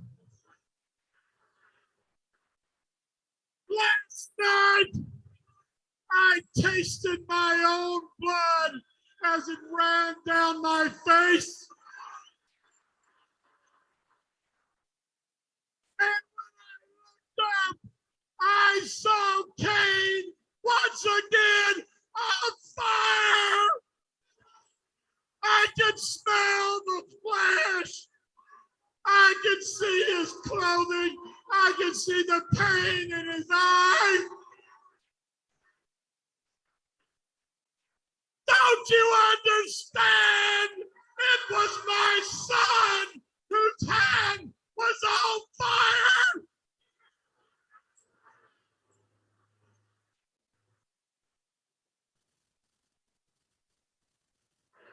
Well, folks, we are still in shock here in the war zone by the remarks that Paul Bearer made. I can see his clothing. Listen. I can see the pain in his eyes. Don't you understand? It was my son whose hand was on fire. And of course, the Undertaker obviously was shocked. What we're hearing then is that Paul Bearer is Kane's father. And do you know what that means? You don't have to be a rocket scientist to figure that out. That means Paul Bearer had to sleep with the Undertaker's mother. Good Lord. Wow! Ladies and gentlemen, while we're thinking about that, let's take you now back to Kevin Kelly. Well, certainly, Goldust, you have to be as surprised as anyone to get this title opportunity against Stone Cold Steve Austin tonight. Why should I be surprised? I'm a star already. Goldust was born a #1 contender. Well, what kind of WWF champion would you make? What do you think, Lo? Now, I know what kind of champion I make. Somebody that the people would be proud of. I'm not some hand-gesturing man. Somebody that goes out and spits out rude comments, foul language. I have an ivory snow mouth. And I guarantee it after tonight, you will never forget the name of Goldust. That's my show. Wait a minute. Dude Love attacking Goldust. Luna defending Goldust. Get somebody in there. Goldust will meet Austin tonight for the WWF title, and obviously, Dude Love thinks that it's his opportunity that Goldust has taken. What do you think of this Dude Love character being a heel and he won the title shot and all that jazz? I think it kind of, with the Mr. McMahon thing being right here, it's kind of like down here a little bit. Does that make sense? Yeah. I mean, people want to see Mr. McMahon and Austin. They don't necessarily want to see Austin. Well, they've already seen it. It was in the pay-per-view, Austin and Dude Love. Again, I want to give a compliment though. I think that's what's great about the Russo thing is he found a way to weave it all together, make it work. By the way, what do you think of Jerry Lawler trying to explain it for the slow kids? Hey, if you're not paying attention, that means world. I loved his reaction. As DX expands to take over new markets, new worlds, doing what only DX can do. Listen to me. Nobody, and I mean nobody, is going to come out here and kill my buzz. Get it, DOA? Nobody kills my buzz. So what I'm going to do right now is you made me hot. Uh-oh. Somebody's going to get their ass kicked for it. Anybody out there got the guts? Here's the European title. All you got to do is come out here and get your ass kicked by me to get it. Walk down that ramp and face me one-on-one. I don't care who it is. 8-Ball, Skull, Chains, I don't care who. Anybody from the back, you got the guts, bring it. So you're going to see a familiar face answer the call here, but they're going to use it as a way to end some television. That makes sense.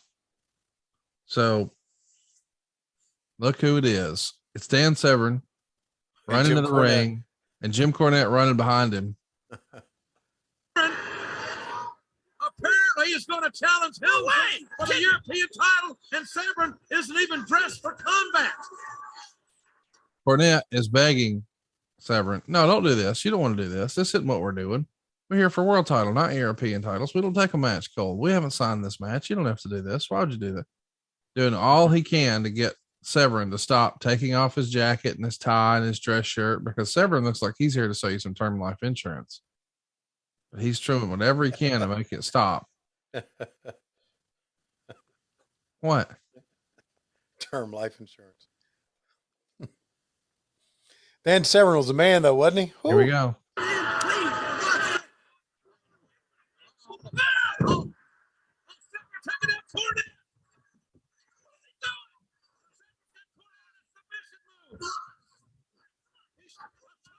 And the arms bar.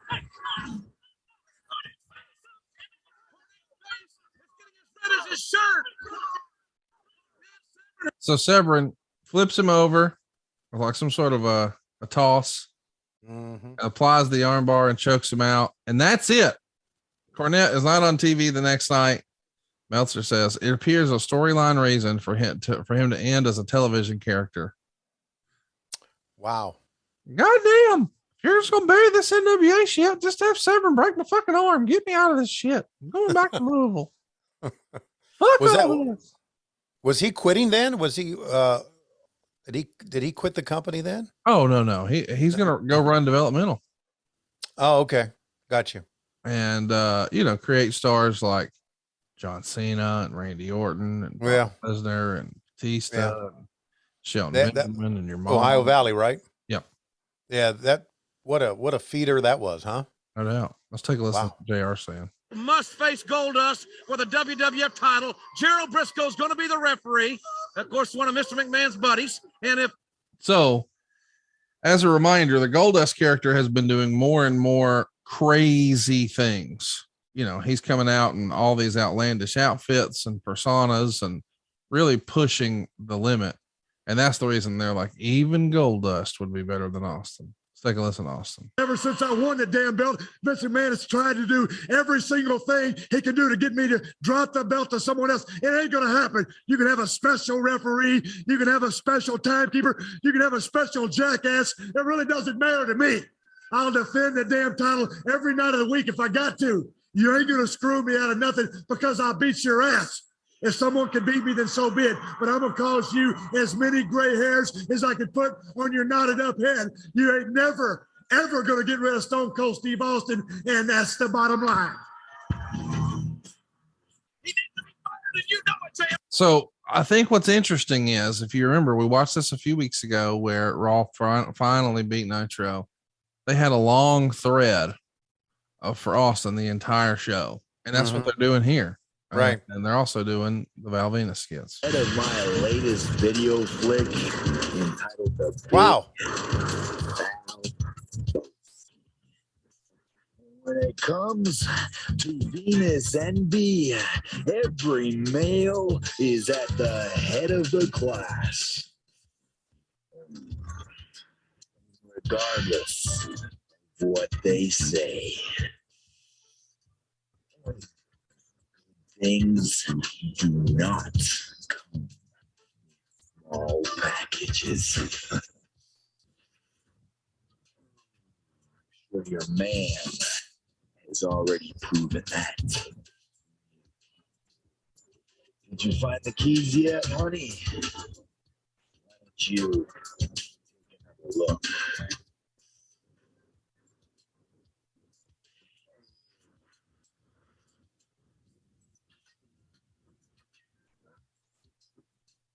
What do you think, Tony? I was driving a car like that at that time.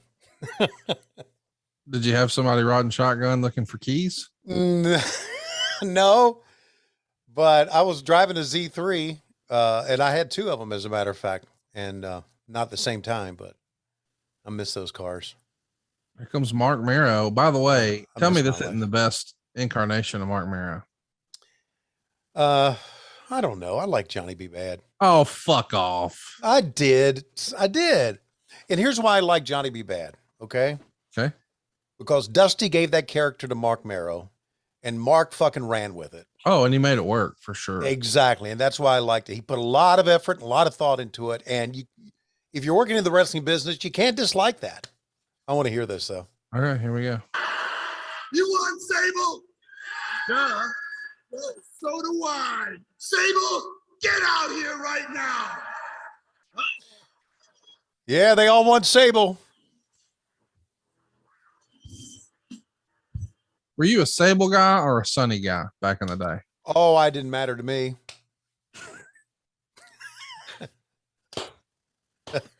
Like David Flair back then. He didn't turn down nothing but the covers. Last night, you know what I mean, don't you, JR? He saw more Sable last night than we Although Sable is absolutely stunning here, isn't she? Yeah. You know, there's a famous story about how when things were pretty rocky in real life for Rena Mero and Mark Mero. Yeah. He's on the road. He's at home. He's trying to track her down. And he finds out that she's spending time with Brock Lesnar. Yeah. Of course, he beforehand was like, I'm going to kill you. You know, what's going on? I'm going to take care of him. I'm going to whip his ass. Blah, blah. Who is it? Who is it? He finds out it's Brock Lesnar, and he has a wonderful way of telling the story where he goes, and then one day I realized it's Brock Lesnar, and all of a sudden I learned the power of forgiveness. It's tremendous. Like, See what happens when the Marvelous One isn't in your corner? Thought he cost her the match. Yes, I saw what happened and I liked it. Whoa. In fact, I think all these people liked it too.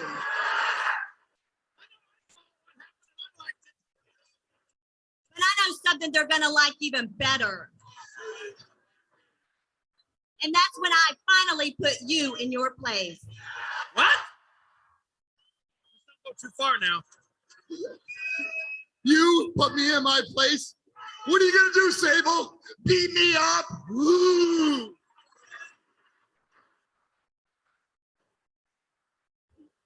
I don't know, Mark, but I'm sure as hell gonna try. Huh? You see, I've had just about enough of you, and it's time that I stand on my own. She ain't kicking him to the curb, is she? She can't dump him, JR. Look at me.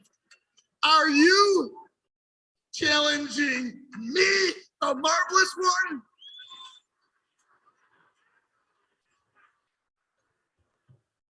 You're damn right I am. Yeah. Tinder match. You give me 2 weeks, and I'll really humiliate you by kicking your ass in front of the entire world right here on Raw.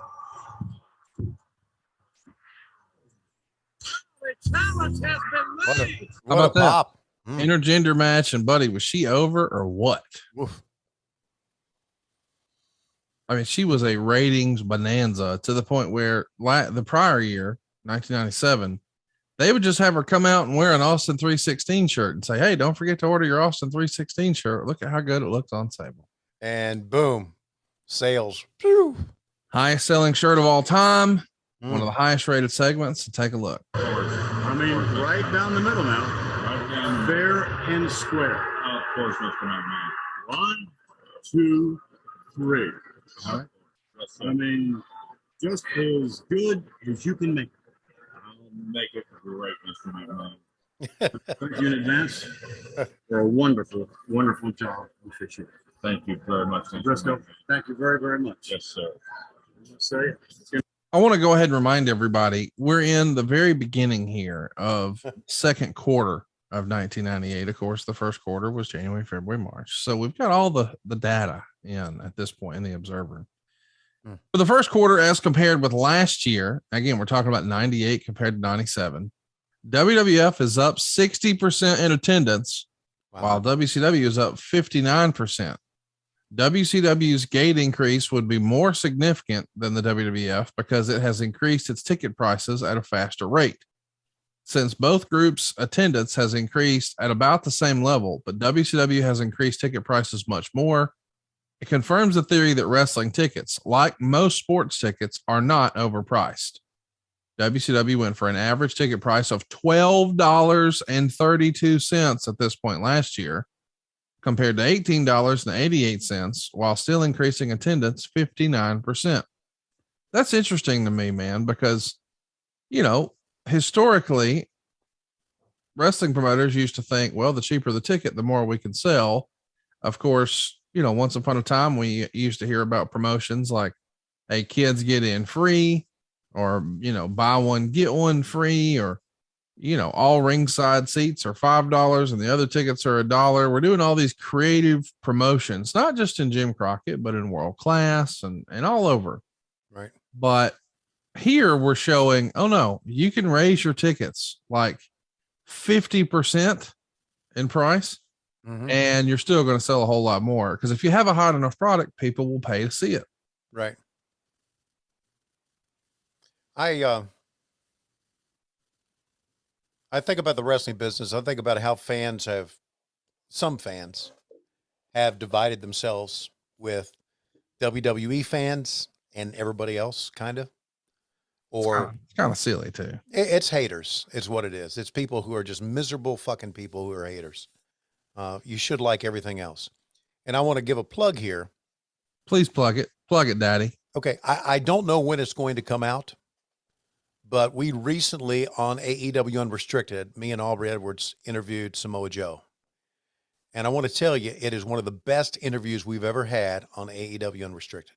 He's tremendous. He is tremendous. He knows, he has a great handle on the business, and he talks about his feelings about the Forbidden Door. And I'm not talking about the pay-per-view event that's coming up, just the idea of the Forbidden Door. Yeah. And it is, and we've done a lot of great interviews. You know, I talked about Billy Gunn. He was one of my favorites. Taz, Dustin here was one of my favorite interviews, but Samoa Joe is one of the best interviews we've ever done on that, and it's worth listening. And I'm so glad he's a part of our company because he's a good guy and he's a smart guy too. He's a guy you want in your company.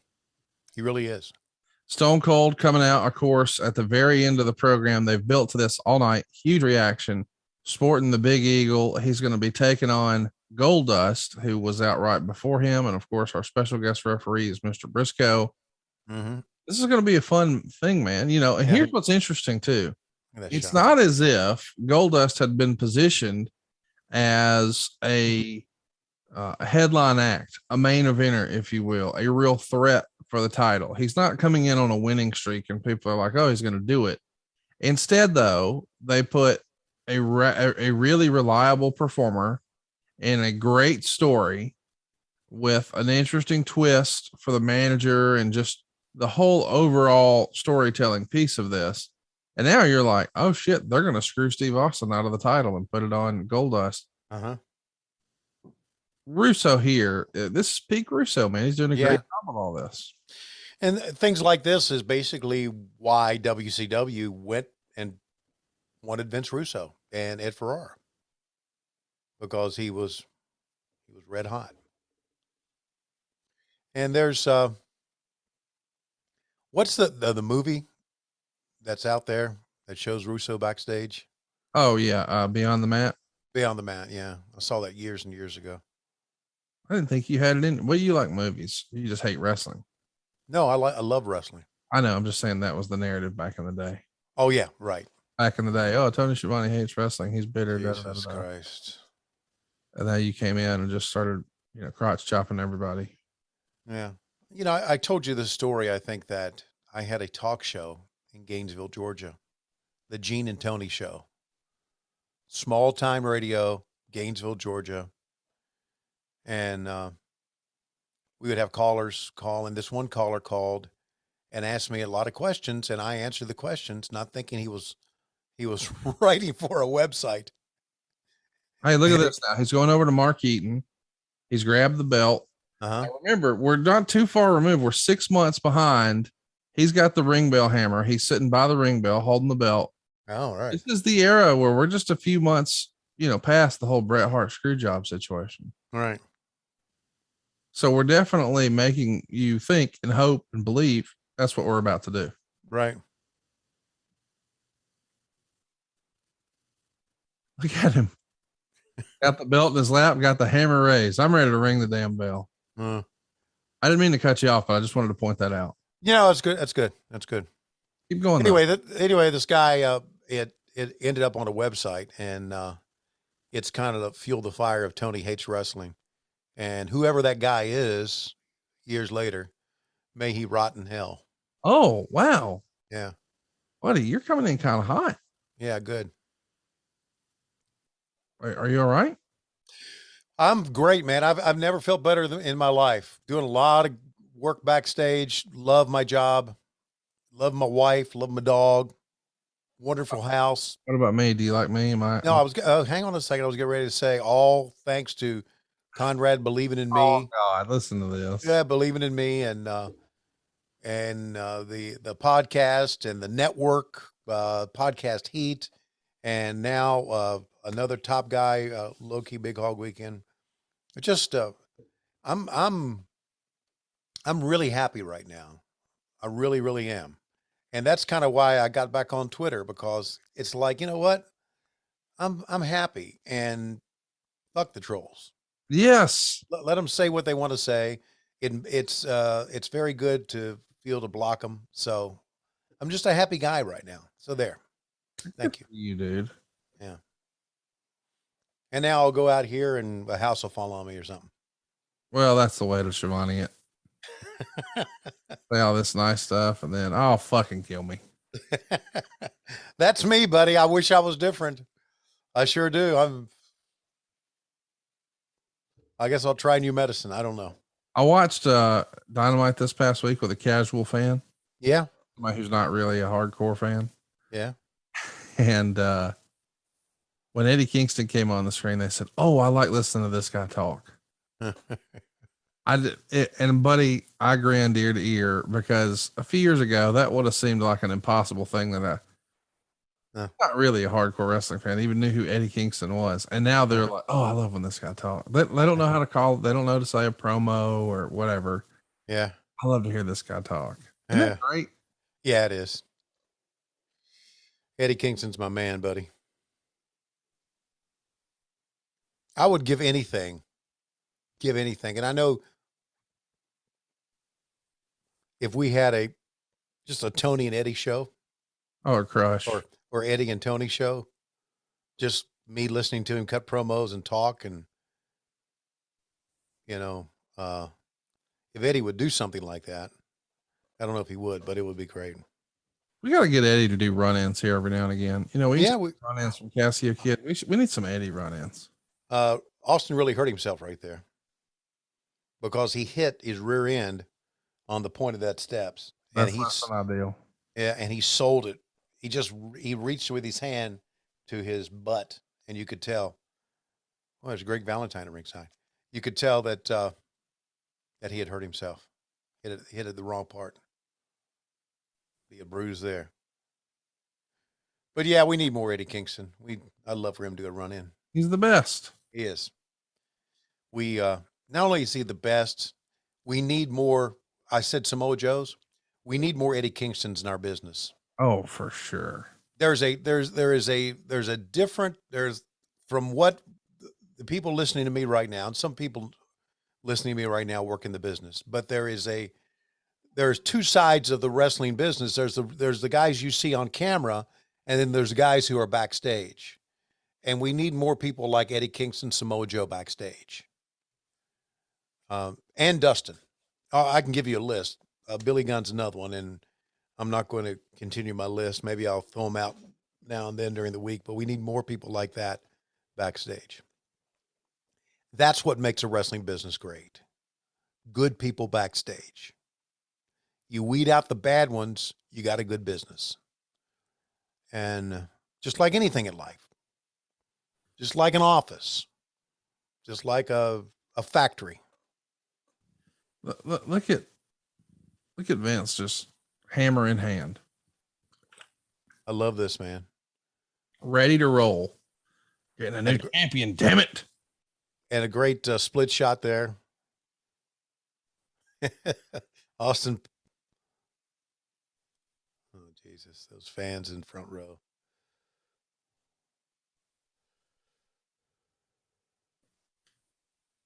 I had an all-time line come across my week this week. I want to share with you. Wow. Great lariat. Yes. What?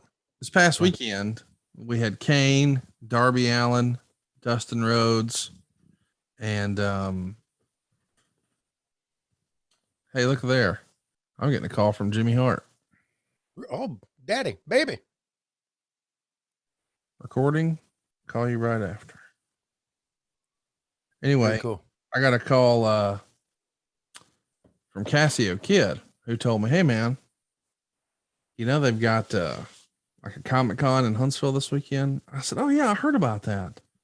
He said, well, your boy, Dave Silva, called and hit me up and said, hey man, or it was a text. He sent me a text and said, hey, Mr. Mitchell, sorry to bother you. I saw where there was a Comic-Con in town this week. Wanted to know if it might be possible if you had the opportunity to help me out with some passes or something like. He's asking for a free hookup. Sure. In typical Silva fashion. And Cassio, of course, being a good friend, says, oh, look at Briscoe being slow to make the count. Track it.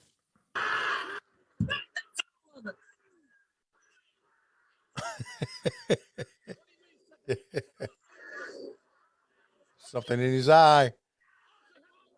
So Austin got a 2 count, but not a 3 because damn it, wouldn't you know it? Briscoe had something in his eye, and Dude Love comes down to interfere, but I don't even know that he could say. Briscoe's just like, now Mick, you got to get out of here. Anyway, he asked Cassio, hey man, can I get some passes for that? Of course, Cassio, being a good friend, says, way ahead of you, buddy. Your name's on the list. Y'all have fun. Well, that's good. And then Silva said, are you ready for this? Go ahead. I'm going to put your pee-pee in my mouth with my eyes open. And he didn't mean it. But with my eyes open is the greatest little add-on I remember hearing. Oh my God, damn it. Mr. McMahon tried to swing the title belt to hit Austin, but he missed and he hit Gerald Briscoe. And now Briscoe's unconscious. Oh no. That means Austin can't lose the belt because the referee is unconscious. He can't count him out. What are we going to do? Oh Lord. This is great drama, man. This is the most watched wrestling show in the history of cable television at this point. And of course, on the other channel, it's NBA playoffs. Pretty big time finish. Oh, did you see the top of his head? Yes. Those stairs, his ass open. Maybe a little hard way there. I'm not sure. Oh yeah, for sure. Nobody blades the back of the head. Looks like he got busted open on the stairs. Yeah. Bad day at the office for Mr. Briscoe. Maybe he needs to get a hold of Silva, see if Silva will suck it with his eyes. Oh, God. Dude. Hey, you know what? I can go to these Comic Cons. I don't know what the. You want to come over? Is it this weekend as we're recording or next weekend? It was last weekend. Oh, as we're recording, it's over. Yeah. Okay. Well, there you But go. I'm just saying next year I can get you booked. Well, you know what? That way you'd have a reason to show up to my house.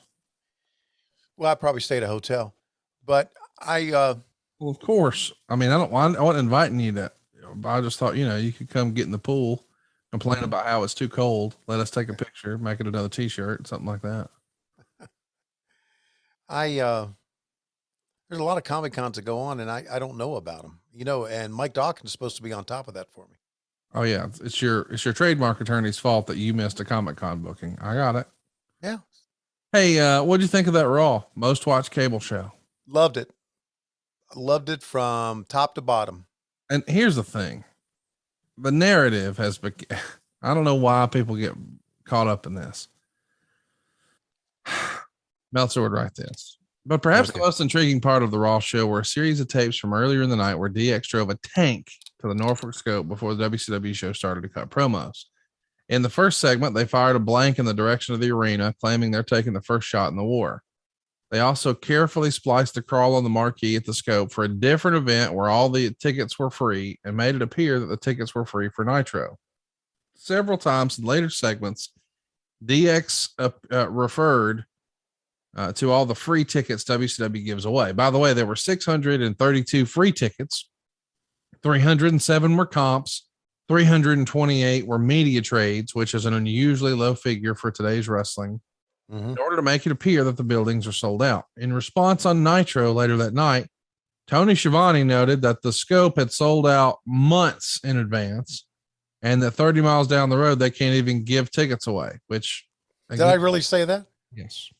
But the point is, both shows were sold out. And Meltzer would say most of these segments were stupid, with Hunter Hearst Helmsley asking the crowd earlier in the day. And what was bad is it was bright daylight, and this was purported to be airing live at 9:30 p.m. If Eric Bischoff sucks, and they agreed, and then he asked if WCW sucked, and they didn't really react all that well. Later, they were asking if anyone had those free tickets WCW gives away to fill its buildings for its TV shows. It ended up hilarious when Sean Maltman was kicking at the back door of the building, trying to get in, saying it was Waltman, and he wanted to ask Eric Bischoff why he fired him, so he could tell him face to face instead of by FedEx. Helmsley had a funny line when they again acted as if Kevin Nash and Scott Hall would rather be in the WWF or being held against their will. And Helmsley talked about Hall and Nash being his friends and said to Bischoff, "Let my people go." It's pretty childish, but that is pro wrestling circa 1998. And as mentioned before, the one thing people do believe is real is that the two companies hate each other. The next day, one top executive from the WWF called another from WCW and basically tried to apologize over the incident, claiming it wasn't done to make WCW look bad. Not sure if he also tried to tell him the moon is made of green cheese.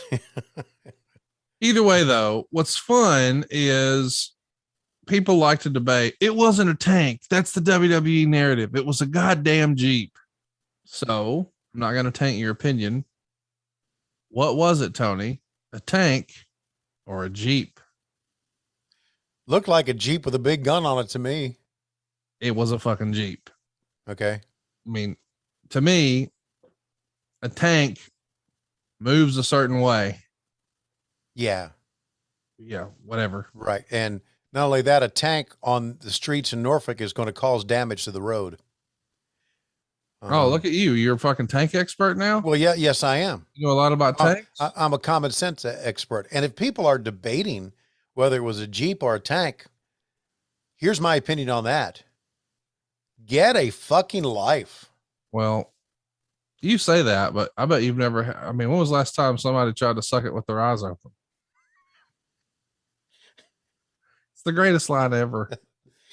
Dave Silva, God, sometimes you just want to choke him out, and sometimes you just want to hug him. No, I always want to choke him out. But okay. All right. Well, you can get your hands around his neck better than you get him around his body. With your eyes open. Yeah, I know. Got all over me. He's something else, brother. I want to mention too, before we get out of here, we've got a really fun program scheduled next week. I like to think that we're having a good time this year. Tony, do you think we're having a good time this year?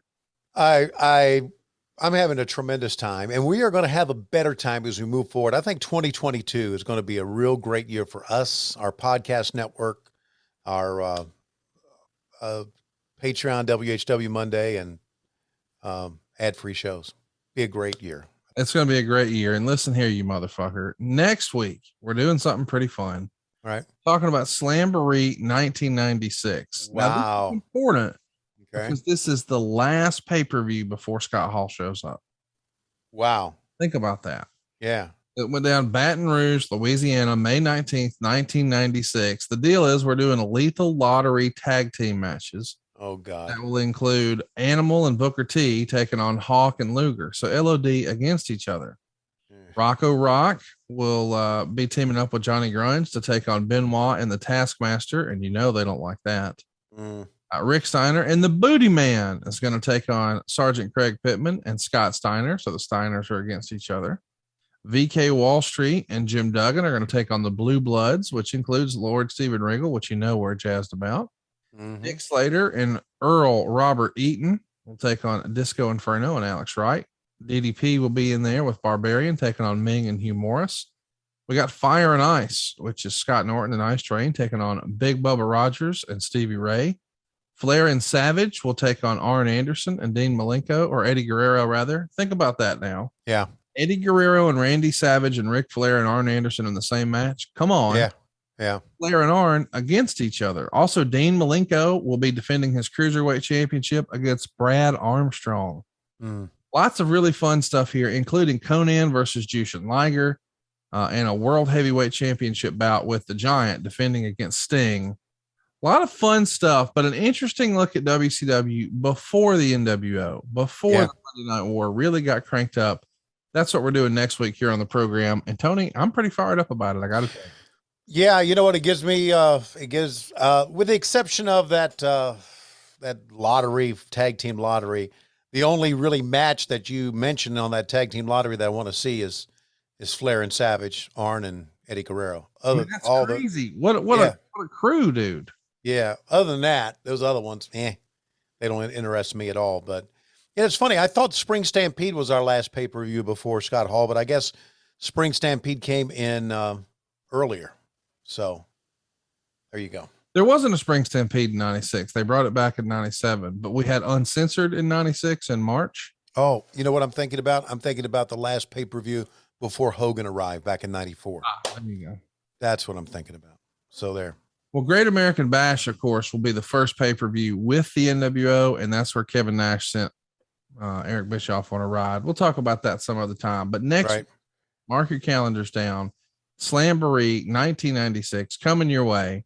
And it's going to be a fun month, man. We're home stretching it. May is right around the corner. I'm excited, but Tony, right now, it looks like it's about that time. Ladies and gentlemen, it is about that time. Dave Silva's got his eyes open, unfortunately for us. But, oh my God, here comes my favorite wrestler of all time. It's Billy Gunn, and he's got shit growing out of his helmet.